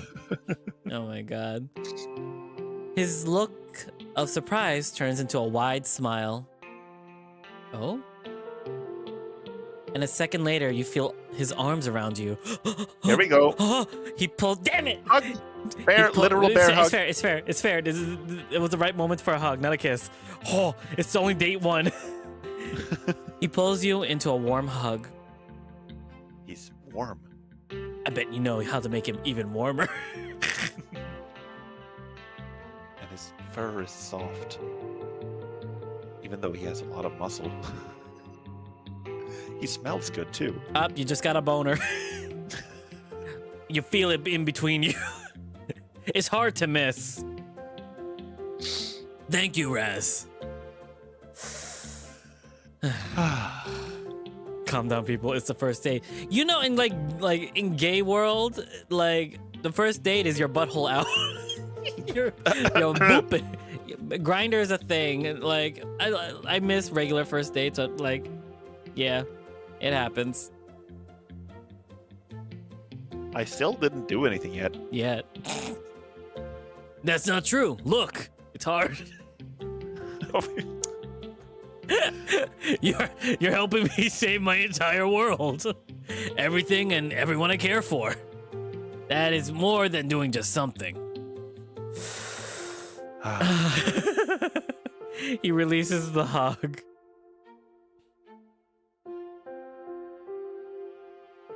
Is it Christmas? That's what I want to know. It's snowing. I forgot, where are we in this world? Are we in Canada? I remember it was called, what was the city called? Broad City. Barra City? Broad, like in broad shoulders. Yeah. Oh my God. Or Broad Town, maybe. I can't remember. It was something like that. Something like that. Put the name of the town up there. Just like, the one thing male dating has better than opposite sex dating is first dated sex? I don't know. I never actually had dated women before I came out. So I don't know. Is it better? Yeah. I have nothing to compare it to. No frame of reference. No frame of reference. I have not dated the womans. I'm a gold star gay. You know what that means, right? No? Really? Gold star gay basically is a person who's gay and has never touched a vagina. That including being birthed out of one.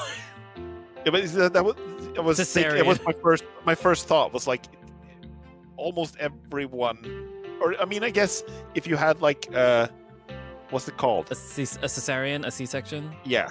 Yeah, that's a gold star gay. If they're born through a C-section. Okay. And they come out gay. Yeah, that's how it works. Okay, I see. Yes. Oh my God. The more you know. Knowing is half the battle. Yeah. The battle for the gays. Thanks for telling me your feelings and listening to me. It's important when the world feels like this. You can't help but blush again. You continue the walk in silence and eventually arrived at the restaurant. I thought we were at the restaurant already. Oh, this is just the walk to the restaurant. We've already went through like the hug. We went through talking about his homeworld. We went to talking about his feelings. What are we going to talk about on the dinner table? Exactly. It's going to be, we're going to sit down and have nothing to talk about. And it's going to be like, how big are your pecs? It's going to be quiet for like 30 seconds. And then I'm going to say like, so have you seen any good movies lately?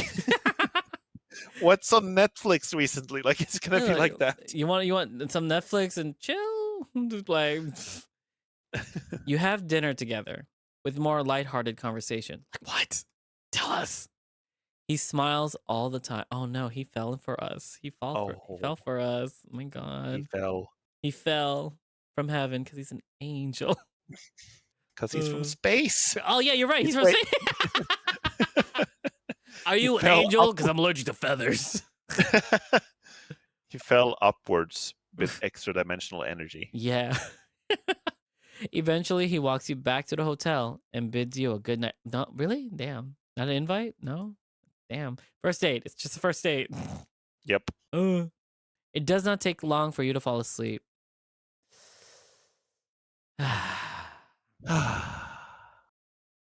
Today was a good day. I've gotten to learn a lot about the people I'm going to work with. And I've had some nice conversations.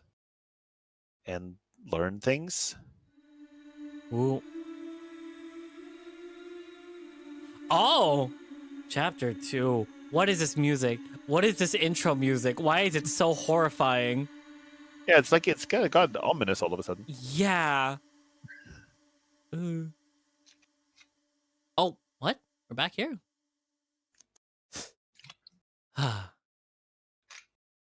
You regain your focus as if someone has snapped their fingers next to your ear. You dreamt it. You're a furry and you dreamt everything. Wait. Are you serious? Are you serious? Well, I don't know. Or is this like afterwards we've gone back home? Maybe this is a dream. Maybe this is a dream. You're at the office by your desk. You have some logs. Whoa. Did you see that? The side panel just turned off. Yeah, and it turned the color at the bottom changed. It used to be blue and now it's red. You have some logs about on your computer screen. Oh, you must have been daydreaming. Menial, slow work. You have done it 1,000 times, and it doesn't get any faster. What is this? This is only chapter 2. You finish finding what's causing the error. You finally stretch your back out and look around the office. Maybe Ed is up for a short break. But it's a half hour to midnight. True. Something is off. Oh yeah? No. This song is up. Our world ended. Things are quiet. Far too quiet. It's like the sound had been sucked out of the air. There's no energy. Almost no color. Huh? Yellow, red, green, orange. It's like the world just stopped. Ed is nowhere to be seen. Neither is Julia. That's weird. You get the sudden urge to find someone. For whatever reason, you don't want to be alone right now. You make your way over to the part of the office where Nick and Dave work. Nobody is here, either. Your thoughts are intrusive, like they're not your own. Like your thoughts have a voice you could hear. Only it is more malignant than usual. Almost like your own thoughts want to harm you. If there was only someone to talk to. I guess that's what the world is, isn't it? Begone, gay thoughts. It struggles. It's a struggle, a lonely struggle. And I've been alone for a long time now. You don't really notice how bland and lonely the world is until something breaks your illusion. Fuck. Maybe I can call someone, just to talk a little. Your hand reaches for your pocket, but your phone isn't there. It's a futile struggle. You're alone, like always. You close your eyes. When you open them, your vision shifts. You're outside the office, on your route home. It's eerily quiet. You look around and things are still colorless. Yellow, brown, red. Bland, quiet, empty. Blue, purple, green. And nobody is around to be seen. Just like yesterday, snow is falling softly from the sky, covering everything in a blanket of white. It's like it's putting the world to rest. A deep, lonely slumber. No sense of time, no progress, no future, no past. He's colorblind, I think. He's definitely colorblind. This is how he perceives the world in grays. He's colorblind. He perceives the world in grays. You're resting. Just resting. Waiting for the end. Wait, snow? It seems different. Almost like ash. Oh. You reach out to catch the falling flake in your hand. It stings as it touches your skin. It burns. Ouch. There's no sound coming out of your mouth. No voice. You let go of the flake and take a deep breath. It burns your lungs as the ash enters your airways. It's clogging up your throat. You can't breathe. Your hands reach for your throat in desperate attempt to somehow get air. It's futile. As you breathe in desperation, you only draw more ash into your lungs.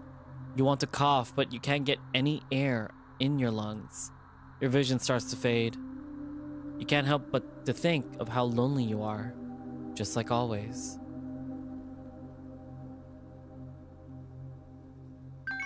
Oh.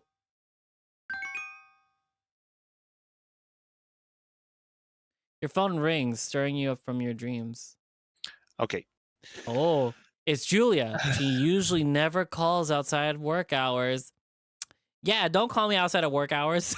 Yeah, no. I was like, if this was real life, I would just like. Would you actually hang up? It's probably better not to like be accessible to your boss at all hours around the clock, no matter how late it is. But I wish since this is I had a that. game and I want to know about the story, I will answer the phone. I also wish I did that in real life. Just put like myself on do not disturb and ignore the phone calls of going to work on a Saturday or Sunday. All right, so answer the phone. Yeah, answer the phone. Good morning, Raz. How are you? I know she's just asking to be polite, but should I tell her about my dream? No. What? Huh? Your boss calls you, and sometimes I dream that you're a mustard and I'm ketchup, but usually you're a mayo. Is that weird?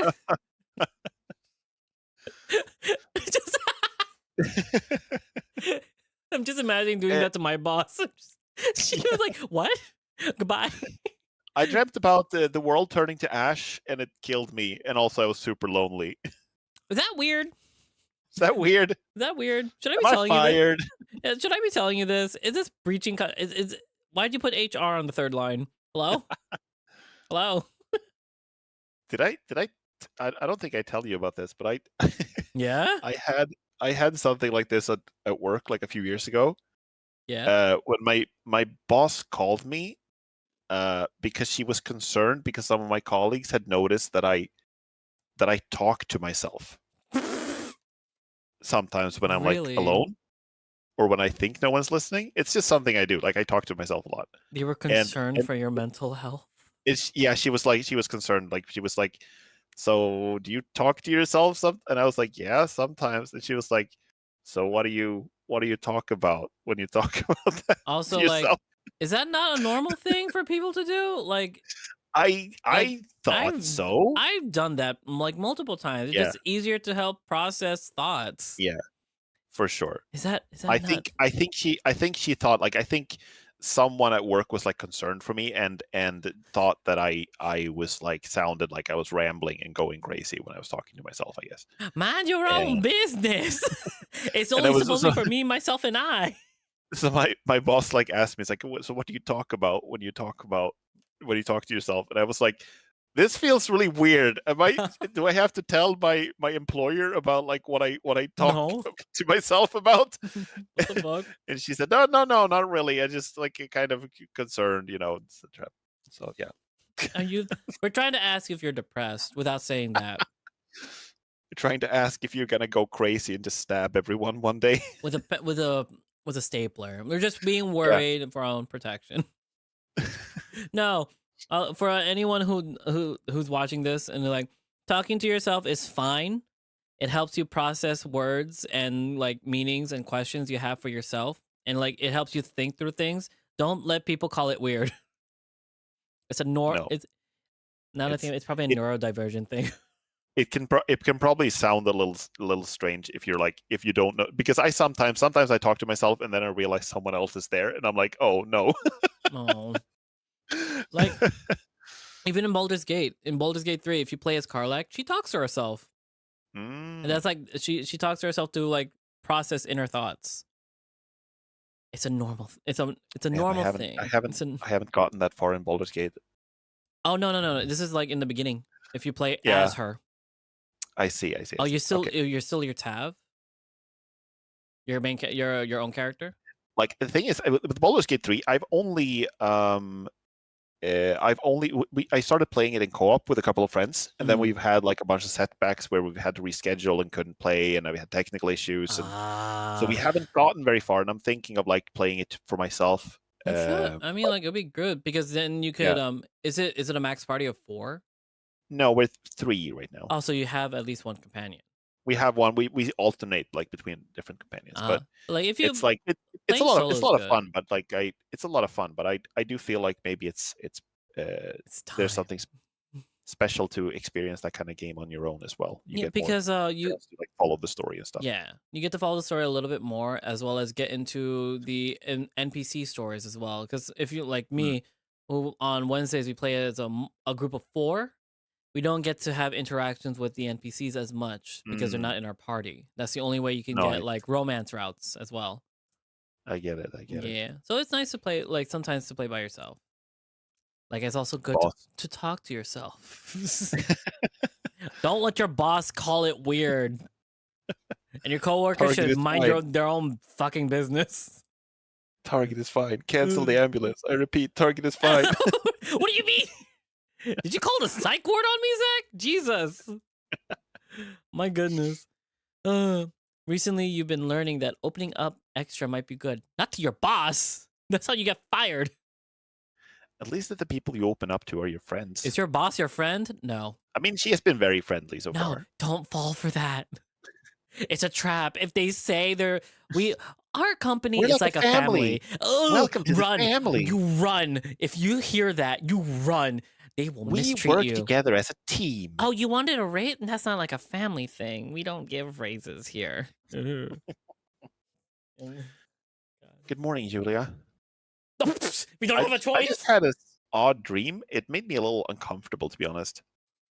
Oh, I'm sorry. Are you all right? This is not an actual question. This is rhetorical. I'm all right. Just a little uncomfortable. Maybe I should change the subject already. I met a bear daddy. I met a tiger doctor, and he drew a box on a whiteboard. And he slapped his dick on it for some reason. You're calling early. The moon is still out. The full moon. The full moon is still out. Moon. The yellow moon is still out. Sorry, I just got your message from the government regarding you. I forgot about the extra hour time difference. It says you'll probably be staying a few more days, and I just wanted to check in if you need anything and when you're coming back, because we haven't found anyone to fill your spot yet. Always the caretaker. This is an unrealistic boss. This is, again, the wish fulfillment boss. Yeah. But you can't help but smile. I'm definitely not alone. Yeah, my boss is my best friend. I was just thinking that because like this entire game so far has just been like other people basically like encouraging and helping the main character and being like, hey, we're friends. Everyone's taking care of you. Your boss is really nice. And it ain't real. And then we meet these space people and they're all like, you're very special. You can help us save the world. And also, I like talking to you about my feelings. And here's a dick. To you. Here's my barbed dick. So him dreaming about being lonely, it feels like, are you really though? But I get that it's just like his insecurities and his like, yeah, his insecurities and among other things are the reason for him being lonely. Because like you can be like I know the feeling, because like you could be in a room full of people talking and everything, but you still feel lonely in that situation. Yeah, that's true. That's true. Yeah. I'm definitely not. Sorry, I need to drink some water. I'm definitely. Oh, my bad. Yeah. Chug that water. Drink that fluid. Cool. I'm definitely not alone. I should be fine. Well, I need to get another hotel room. Now, I've already called the hotel and fixed it. Take the time you need. So unrealistic. I paid for another day or so for you to join in. It's all good. It's on company payment. Yeah, is she paying for this? But this has got me excited. Team Jules Rules is doing well. She probably did. She said she paid for the plane ticket and the hotel stay. Like, my God. Who ended up joining, by the way? It's just so far it's just we went on a date with Mr. Bearman. That's about it. Yep. Now we're in the hotel room after he our gave lovely us a dinner date. hug. He gave us a deep, warm, solid hug. And he said, "Thank you for letting me talk about my feelings and stuff." Yeah. It's the main Bearman. Oh, you haven't seen the other Bearman? Oh boy. But yeah. With some luck, We don't need luck. We have the best team. I guess we do. Hey, Raz. The tone in her voice has changed from excitement to worry. Do you want to tell me about that dream? Maybe you'll feel better. No, Julia, I wouldn't. I don't. What the fuck? This is a little too comfortable. I don't think I can. I don't remember all of it. It's a white lie.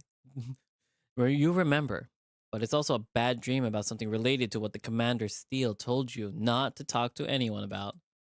And definitely don't want to tell to Julia anything about that. Oh, Raz, how about I ask you something else instead, then? What do you want to ask? Do you ever get the feeling that our little town does not have many chances or possibilities? Huh? What? Do you ever get the feeling that our little town does not have all the many chances and possibilities? That should be content. After all, things are not that bad. They were worse before, but things are okay now. She's not wrong. She's also, why are you getting so deep? So deep. Sometimes, sometimes. Why are you asking that? I don't think anyone should just settle like that. You are amazing. Oh my God, what was that? You are amazing. Wrong accent. You are amazing. You need to move forward, Raz. This is my way of telling you that you're fired. Your 2 weeks has been already put in, and it's been 2 weeks. Does she get it? Like, does her company get anything from us being selected for this program? No idea. Does she get like does she get like an award? Does she get like is it this just for the like they she's erase just their memories? They just erase their memories after he gets hired. It's like he was never here. No one remembers us anymore. Oh no. Oh my God. I'm sorry, I haven't had Cheetos in a while. I'm eating that as a snack. Oh. It's so good. Cheetos are so good. My God. You don't need to be stuck anywhere. Even if things get scary, you're still you. You're not stuck waiting for someone to save you, even if it may feel like it at times. Who is this boss? Why is she so comfortable? Yeah, she's nice. She's sweet. So nice. I don't trust it. Jaded from previous bosses. Even if things get scary, she's right. No time to doubt myself. You should ask your doctor friend out. I'll remember that. Thanks, Julia. Just keep doing what you're doing, and Team Jules Rules will win. Why'd you keep saying win? Like, did we just get entered into like a competition or something? Or like, yeah, no, but it's the job. Like they tapped a bunch of different companies with a bunch of different IT representatives, and we all got to fill out a form and send it's it like in. a roulette. Yeah. And we were like well suited. So it was us and 2 other people who are just non-existent now. Yeah, we don't know who they are. We haven't met them yet. So they've been deleted. But I don't know. Yeah, I don't know what happened if they specify that they were like turned it down or I don't remember. They saw a furry and then they had to wipe their mind out because like they panicked and screamed. They were like, ew, furry, cringe. Ew, yes. My God. Oh, well, have a good day, Raz. You too, Julia. Bye. Click!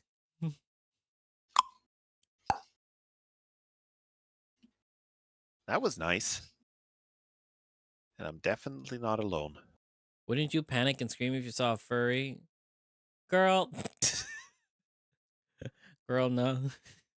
I'm a certified monster fucker. I don't run away. I run towards. You wake up feeling fairly rested, all things considered.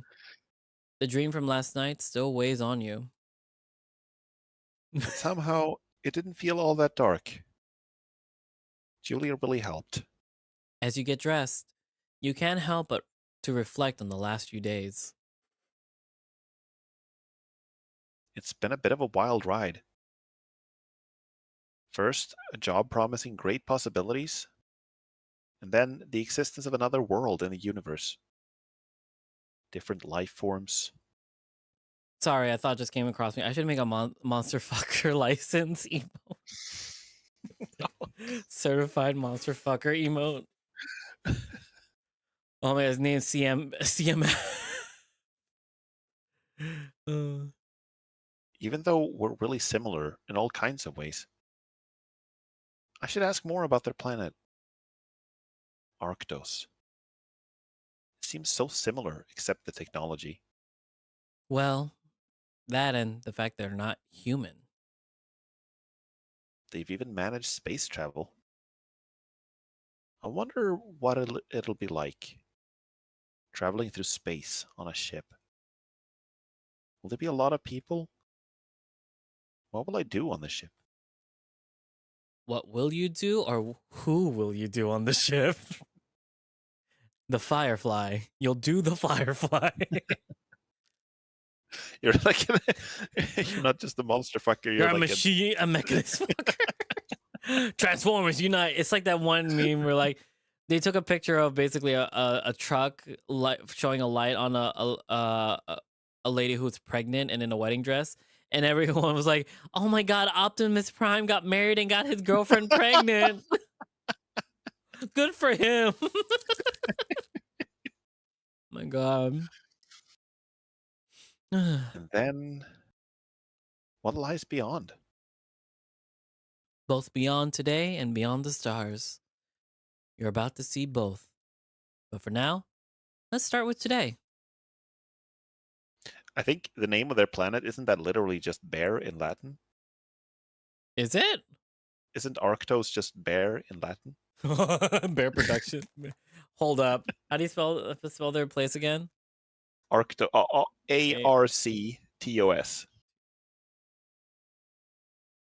Oh my god, the space bar! No! Space bar got stuck again. Okay, Yeah. I really Okay. do need a key. I need a new keyboard. I really need a new keyboard. Oh my god. It's literally because like a brown bear or a grizzly bear is Ursus Arctos in Oh my god. in Latin. Okay, so it's not maybe it literally is. bear, but it's like the specific like species of bear. Ah, no! Pornhub came up when it came up. It was literally Arctos porn videos. What the What fuck? are your search algorithms? I don't know. Oh my god. I'm panicking. What the fuck? Pornhub accident. What the fuck? It literally, if you search up Arctos, it came up, okay? Jesus. Oh my god. Oh my god. So many Can't things be are exposed. fucking. No, shut the fuck up. Oh my god. Did you know? I'm looking at bears now. Did you know that the grizzly bear is a type of brown bear, but it's like a subspecies. Really? So it has the name Ursus Arctos horribilis. Horribilis? Yes. They don't seem horrible. What the fuck? Oh my god. Okay, is your keyboard working? Yeah, it's working now. I'm not looking up again. Pornhub's gonna come up again. A few days at home to relax and process all the new things. Maybe that's why you've been so lost in thought these last few days. No, Mora, no. You finish your morning routine and exit your room. Spaceship! Spaceship! You decide to wait in the hotel lobby, grabbing some tea. You send the commander a text message, wondering what's left for today before you return home and get ready for, well, everything.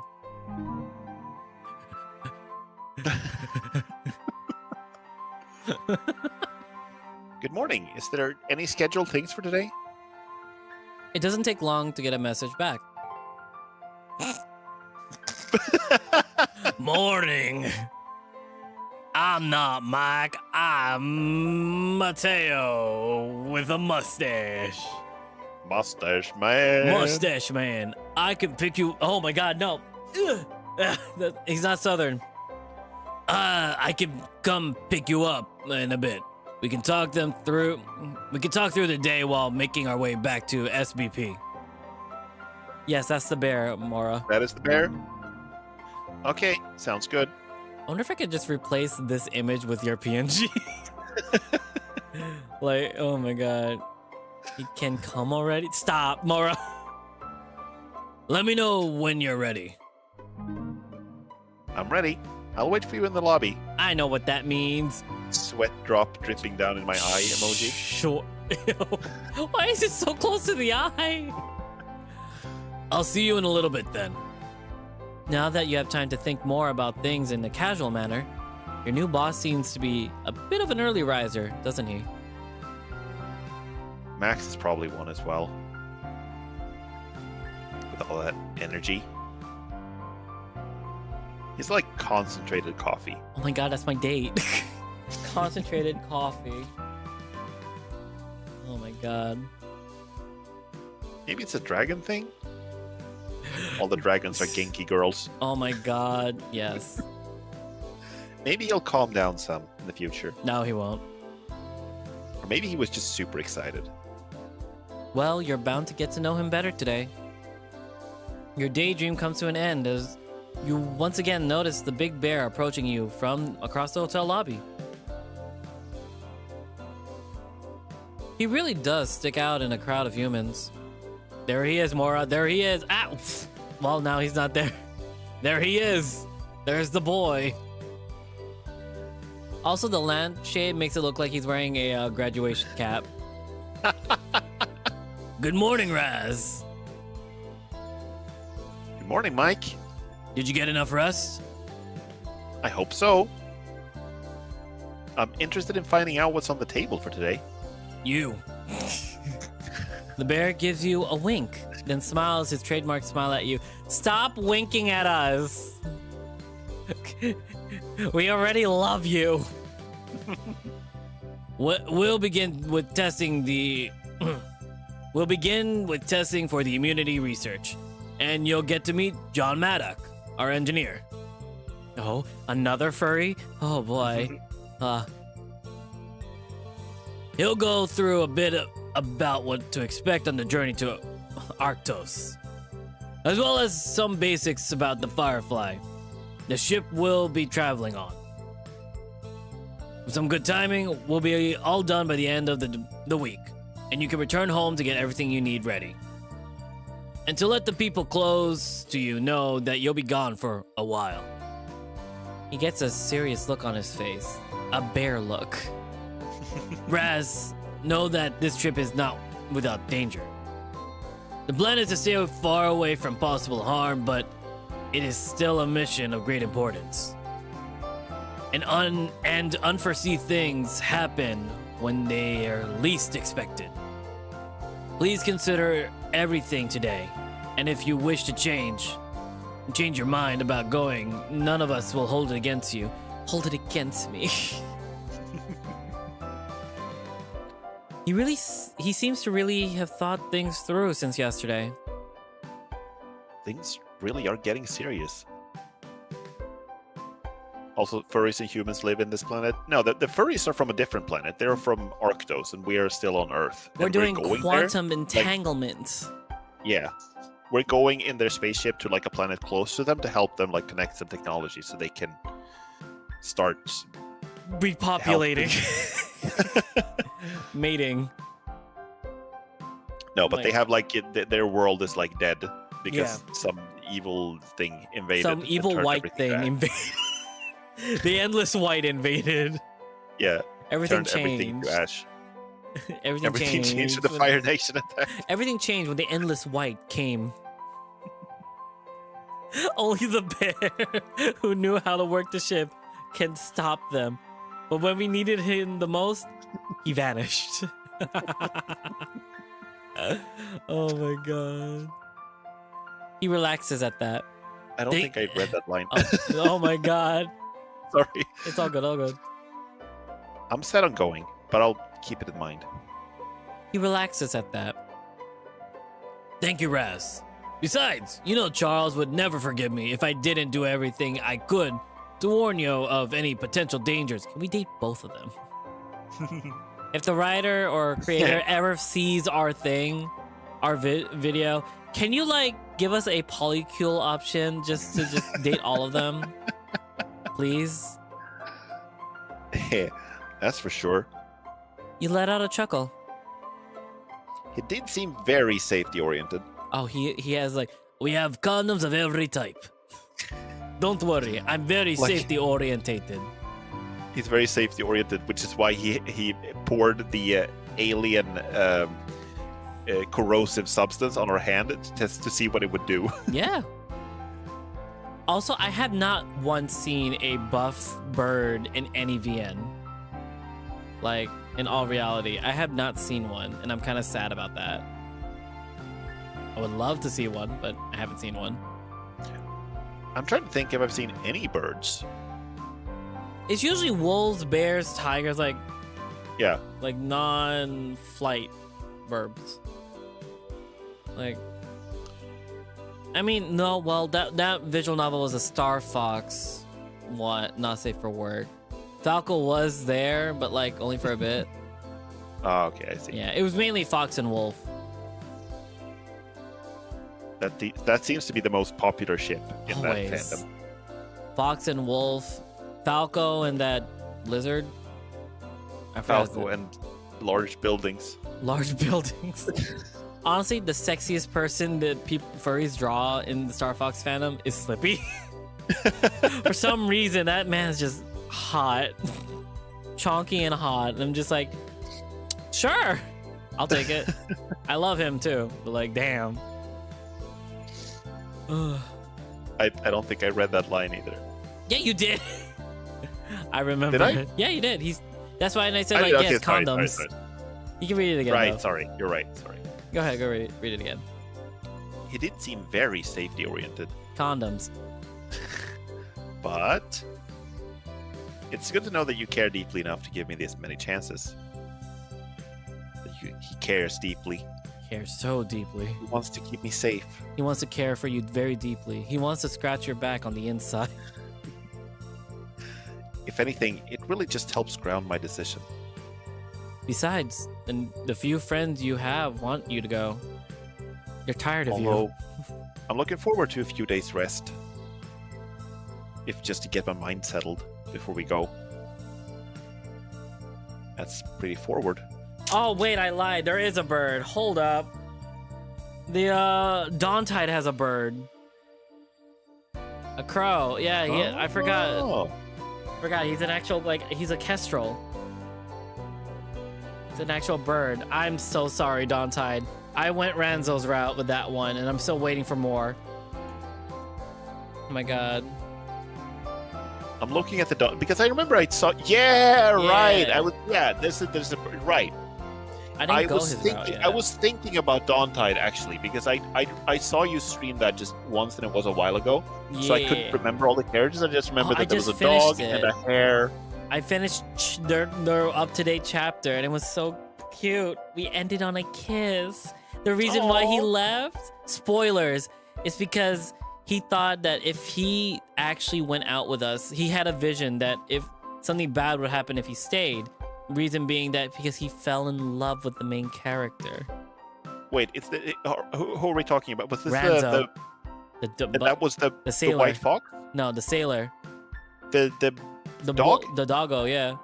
The white fox left, and like, oh, that was so bad. Like, we're talking about another visual novel inside a visual novel, but like, that scene broke me because like, the main character, like how he read the poem about the white fox, basically he put his standards for dating was so high that the white fox was his first and only boyfriend and has not dated since.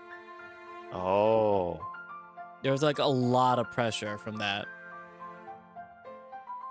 And it like, I love how in Dawntide, when it gets into the serious bits and serious tones, the character changes, and B, everything that is spoken by said other character is written like a poem, and I love it. It's like slam poetry, basically, at that point.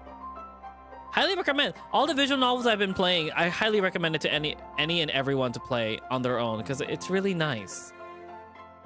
But yeah, I'm probably going to try to edit that during the weekend, because I got to post the last few episodes of Dawntide, and I feel weird because like I haven't posted Dawntide in like a few months on YouTube. Have you posted all the parts of Echo, by the way?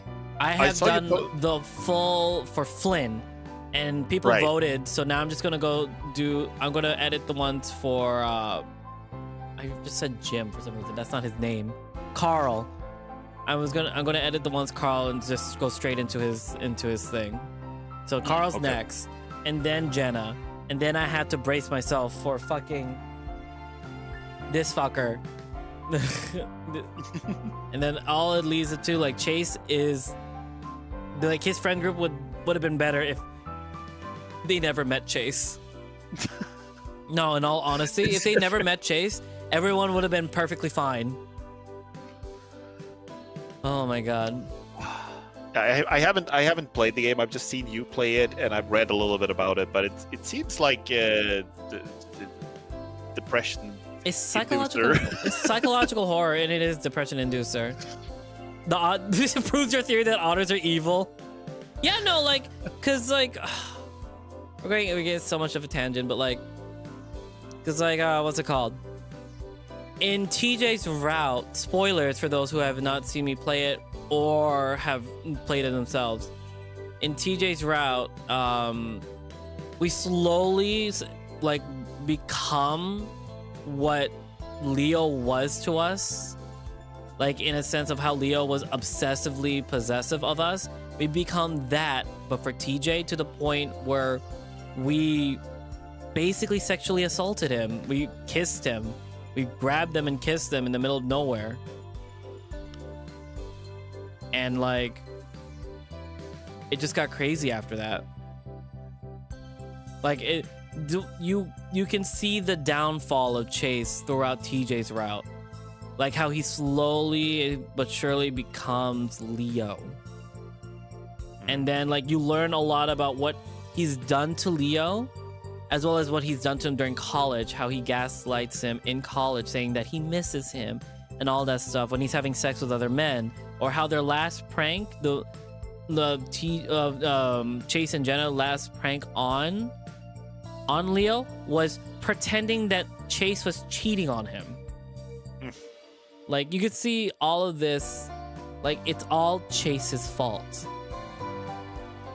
Like, no one's perfect in that game. There's no perfect person in that game. But ultimately, I feel like Chase would have been fine. Like, no, the rest of the friends would have been fine if Chase wasn't included in any other story. Like, they will be more well off. I see. In a sense. But yeah, spoiler end, and we're gonna edit that out. Because it was a long tangent unrelated to the visual novel. Yeah. Oh my god. The commander seems to think the same. Keeping a clear mind is important. With that in mind, are you ready for one final day of pushing information? Mike gives you... Stop winking at us! Oh my god. All right, bye, Zach. Bye, Zach. Have a good day. Take care. Take care. Look, Look at it like that final part before exams. Except there's no exam this time. Seems like school is the same on Arctos as it is here. I'll try to keep up. You'll do great, Raz. No pressure. Are you up for another walk, or would you rather I call for a car? Walking sounds good. The two of you make your way out of the hotel and begin the walk to the Space Bear Productions facilities. This time, you start the walk in silence. Already talked about everything. Yeah. The commander seems to be in a good mood once again. Watch out for that car! Don't stop in the middle of the road. Once again, he's looking up towards the sky as you walk. How is school on Earth, Raz? You ponder how to answer his question for a second. When I was in... Oh, sorry. I get the hiccups. When I was in school, it felt like the most boring thing ever. Crammed information in a short amount of time. True. Now I... Oh, God. Now I kind of miss it, to be honest. The main issue was probably not being able to pick exactly what I wanted to study. If there's something I find interesting, I can read up on it for hours now, without being bored. Back when I was in school, I'd be distracted in 5 minutes if it was something that didn't interest me. Honestly, that's so real. Now that I think about it, that's probably why I never finished my certifications the first time around. Well, that and your ex. While your inner thoughts are just like, remember your ex? Yeah. Remember that for a bit. That's representative of how inner thoughts usually are. Yeah. Hey, remember this most cringy and awkward moment in your life that was the most awful thing? Oh, God, yeah. Want to think about that for a bit? No? Well, too bad. Here it is. Here it is. Flashed in your mind. I'm sorry. Can you... Like, yeah. I don't know if you can hear it, but I got the hiccups like crazy. Aw, that's adorable. No, I don't hear it. Now I hear it. Want to drink some water? Chug some water in reverse?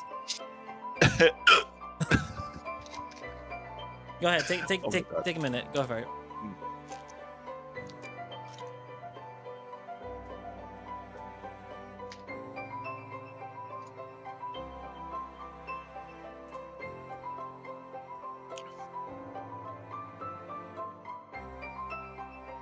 Okay, I think it's gone. Nope. Fuck. Okay, I gotta do the thing where I hold my breath. Yeah, go for it. Hold up a second. Okay, so deep brain breathe. Deep brain breathe.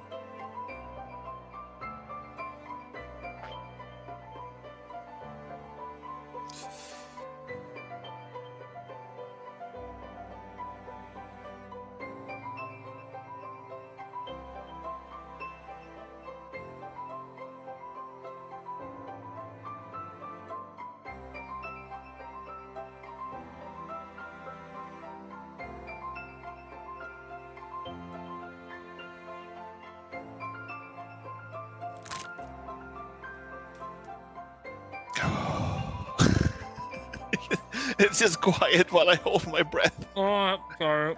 Blow mouth.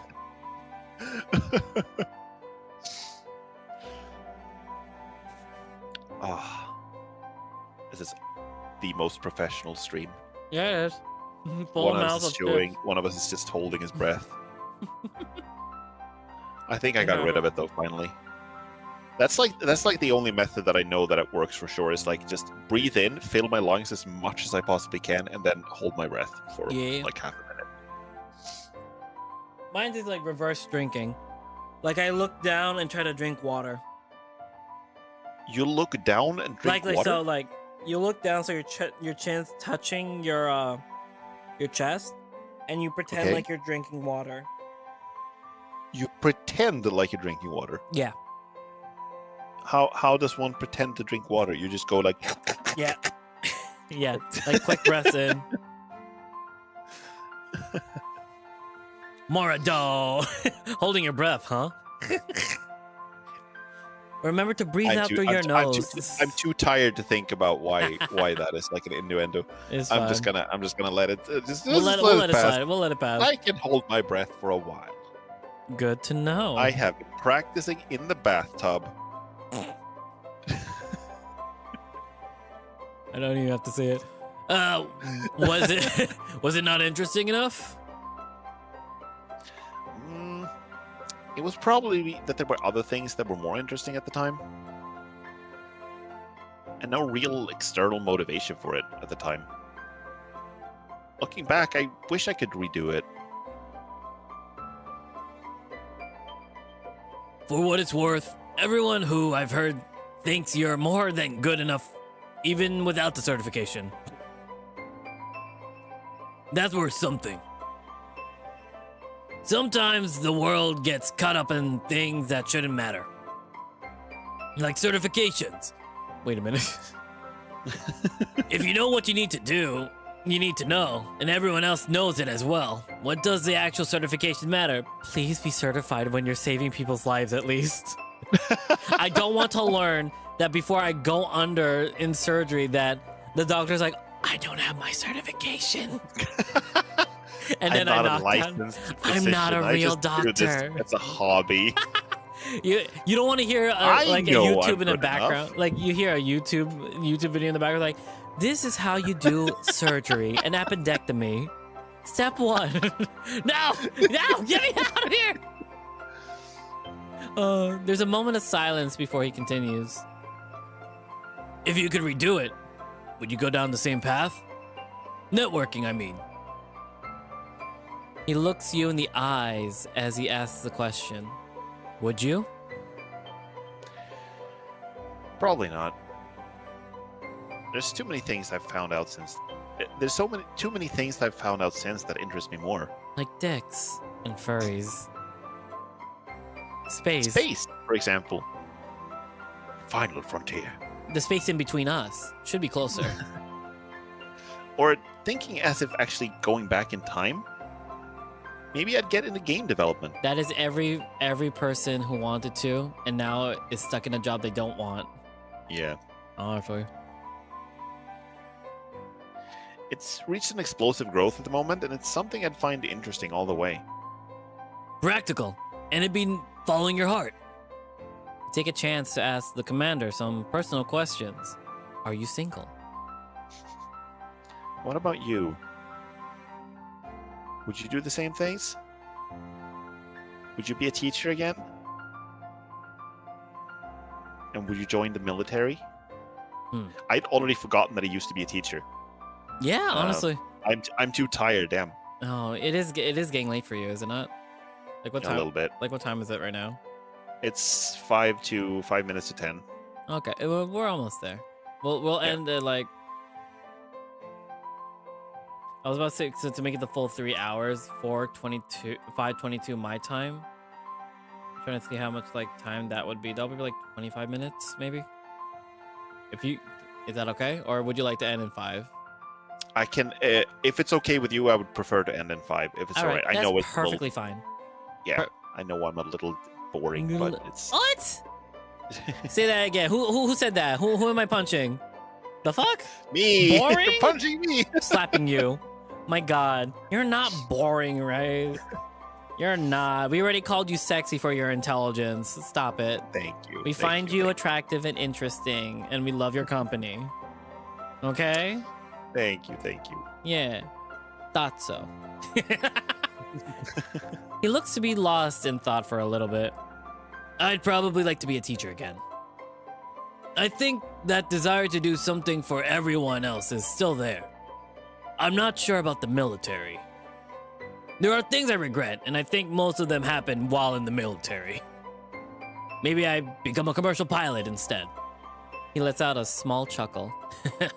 I'd imagine it wouldn't feel as free as what I've done so far. But in reality, I'm sure it would be. He looks like he's contemplating something again. Perhaps I'd do something on a smaller scale. Yeah? I just had a thought. Sorry, this is go for it. Random. Maybe I said this last time, but do you think the reason their planet is so similar, and they have like they have evolved to be like Earth animals is because Earth and Arctos are like quantum entangled on some level. So some of the same things happen on Earth as happen there, and vice versa. Yeah, I think so. Or at least if they're thinking on their fifth dimensional reasoning, it's just a parallel dimension to our own. Like how because they're not quantum entangled yet, they're working on that. Yeah, they're like on opposite sides of the coin, basically. Like some things are similar but different at the same time, but not completely entangled. Or they're both opposites. I'm not sure exactly how like the mechanics of it work, but I feel like there's something about that concept that just feels like it could explain why there's like space bears, you know? Yeah, space bears and say space. So I said space bears and sex. Oh my god. Perhaps sex bears, outer space. Outer space. Perhaps I'd do something on a smaller scale. How about your dream? How about your dream, but in a smaller way? Like opening a gym. What do you think? What would something small like that still be changing the world? When he said change, like do the same thing but in a smaller way, I thought it was like, what, develop mobile games? Or what do you mean? Yes, mobile game. No, working out. Starting a gym is very smaller scale compared to creating a game. Yeah, that's true. I guess it would. But I don't think that's changing the world as much as changing people. True. As in, it wouldn't be something lasting, something permanent. I think it would. I think changing people is the way to change the world. If you can change every one person's life for the better, they might just carry that with them. And if it influences their actions and life for the better, there will be a ripple effect. Although I don't know that those are lofty ideals. His voice lowers to a barely audible whisper, as if you were not meant to hear the last part. In reality, the world is much too dark for such dreams. He shifts the conversation before you can mention anything. How long do you humans usually go to school for? Let's see. Usually from age 6 or 7 until 15 is mandatory in most countries. 6 or 7, really? I went like preschool at like 4 or 5. Not sure. Oh, damn. I didn't start until I was... I did start like preschool when I was 6, I think. Or I was turning 6. It was the fall when I was turning 6. So I guess technically I was like 5 and some change. Yeah. I started like my birthday's in May, so I probably was just younger when starting. My birthday's October. Yeah. And here, most continue optional studies until they're 23 or 25, depending on the occupation. Some continue further. That's not too different from Arctos. Oh, on Arctos, you go to school from age 10 to 18. And then if you wanted to, you could continue studying until you were done with whichever subject you wanted. Most would finish school at 18 and seek employment. And less than half would study further. What subjects did you used to teach? He smiles. I started out doing general studies for the youth, just starting school. However, after a few years, I moved on to teaching science and physical education to seniors. He's a sports teacher. Oh, he's a gym teacher. He's a jock nerd. Oh my god, we love the combo. Since you're already asking questions... How did you end up joining the military? And on that note, we will stop right there. So yeah. Chapter 1, ooh, big boy. I forgot. God damn it. I thought we were on chapter 2. Yeah, we are on chapter 2. I don't know why it... I just kept the... Because I changed the title. Yeah, okay. Still do ooh, big boy. Imagine being called a nerd. Ugh. But yeah. My goodness. It's just really tight in here. I need your help. Oh my god, you guys are goofy. But anyways, Razor, thank you for joining in. Thank you so much for having me. It's been a delight, as usual. Yeah, hopefully we'll get to see you next month. Or maybe next week if you want to try it, like, do this as a weekly thing. Let me see. Next week, I might be a little short on time because I'm preparing to travel a little bit. All good. And then the week after that, I am traveling. But the week after that, however, the 11th, I should be good. The 11th of April? Yeah. All right. I think. We'll keep that in mind. All right. We'll keep me updated. You'll keep me updated. Loose sketch. A loose sketch of it. Penciled in, kind of. Yes. So, yeah. For the YouTube end, we will be ending the stream right about here. Bye-bye. Bye. And for our Twitch streamers,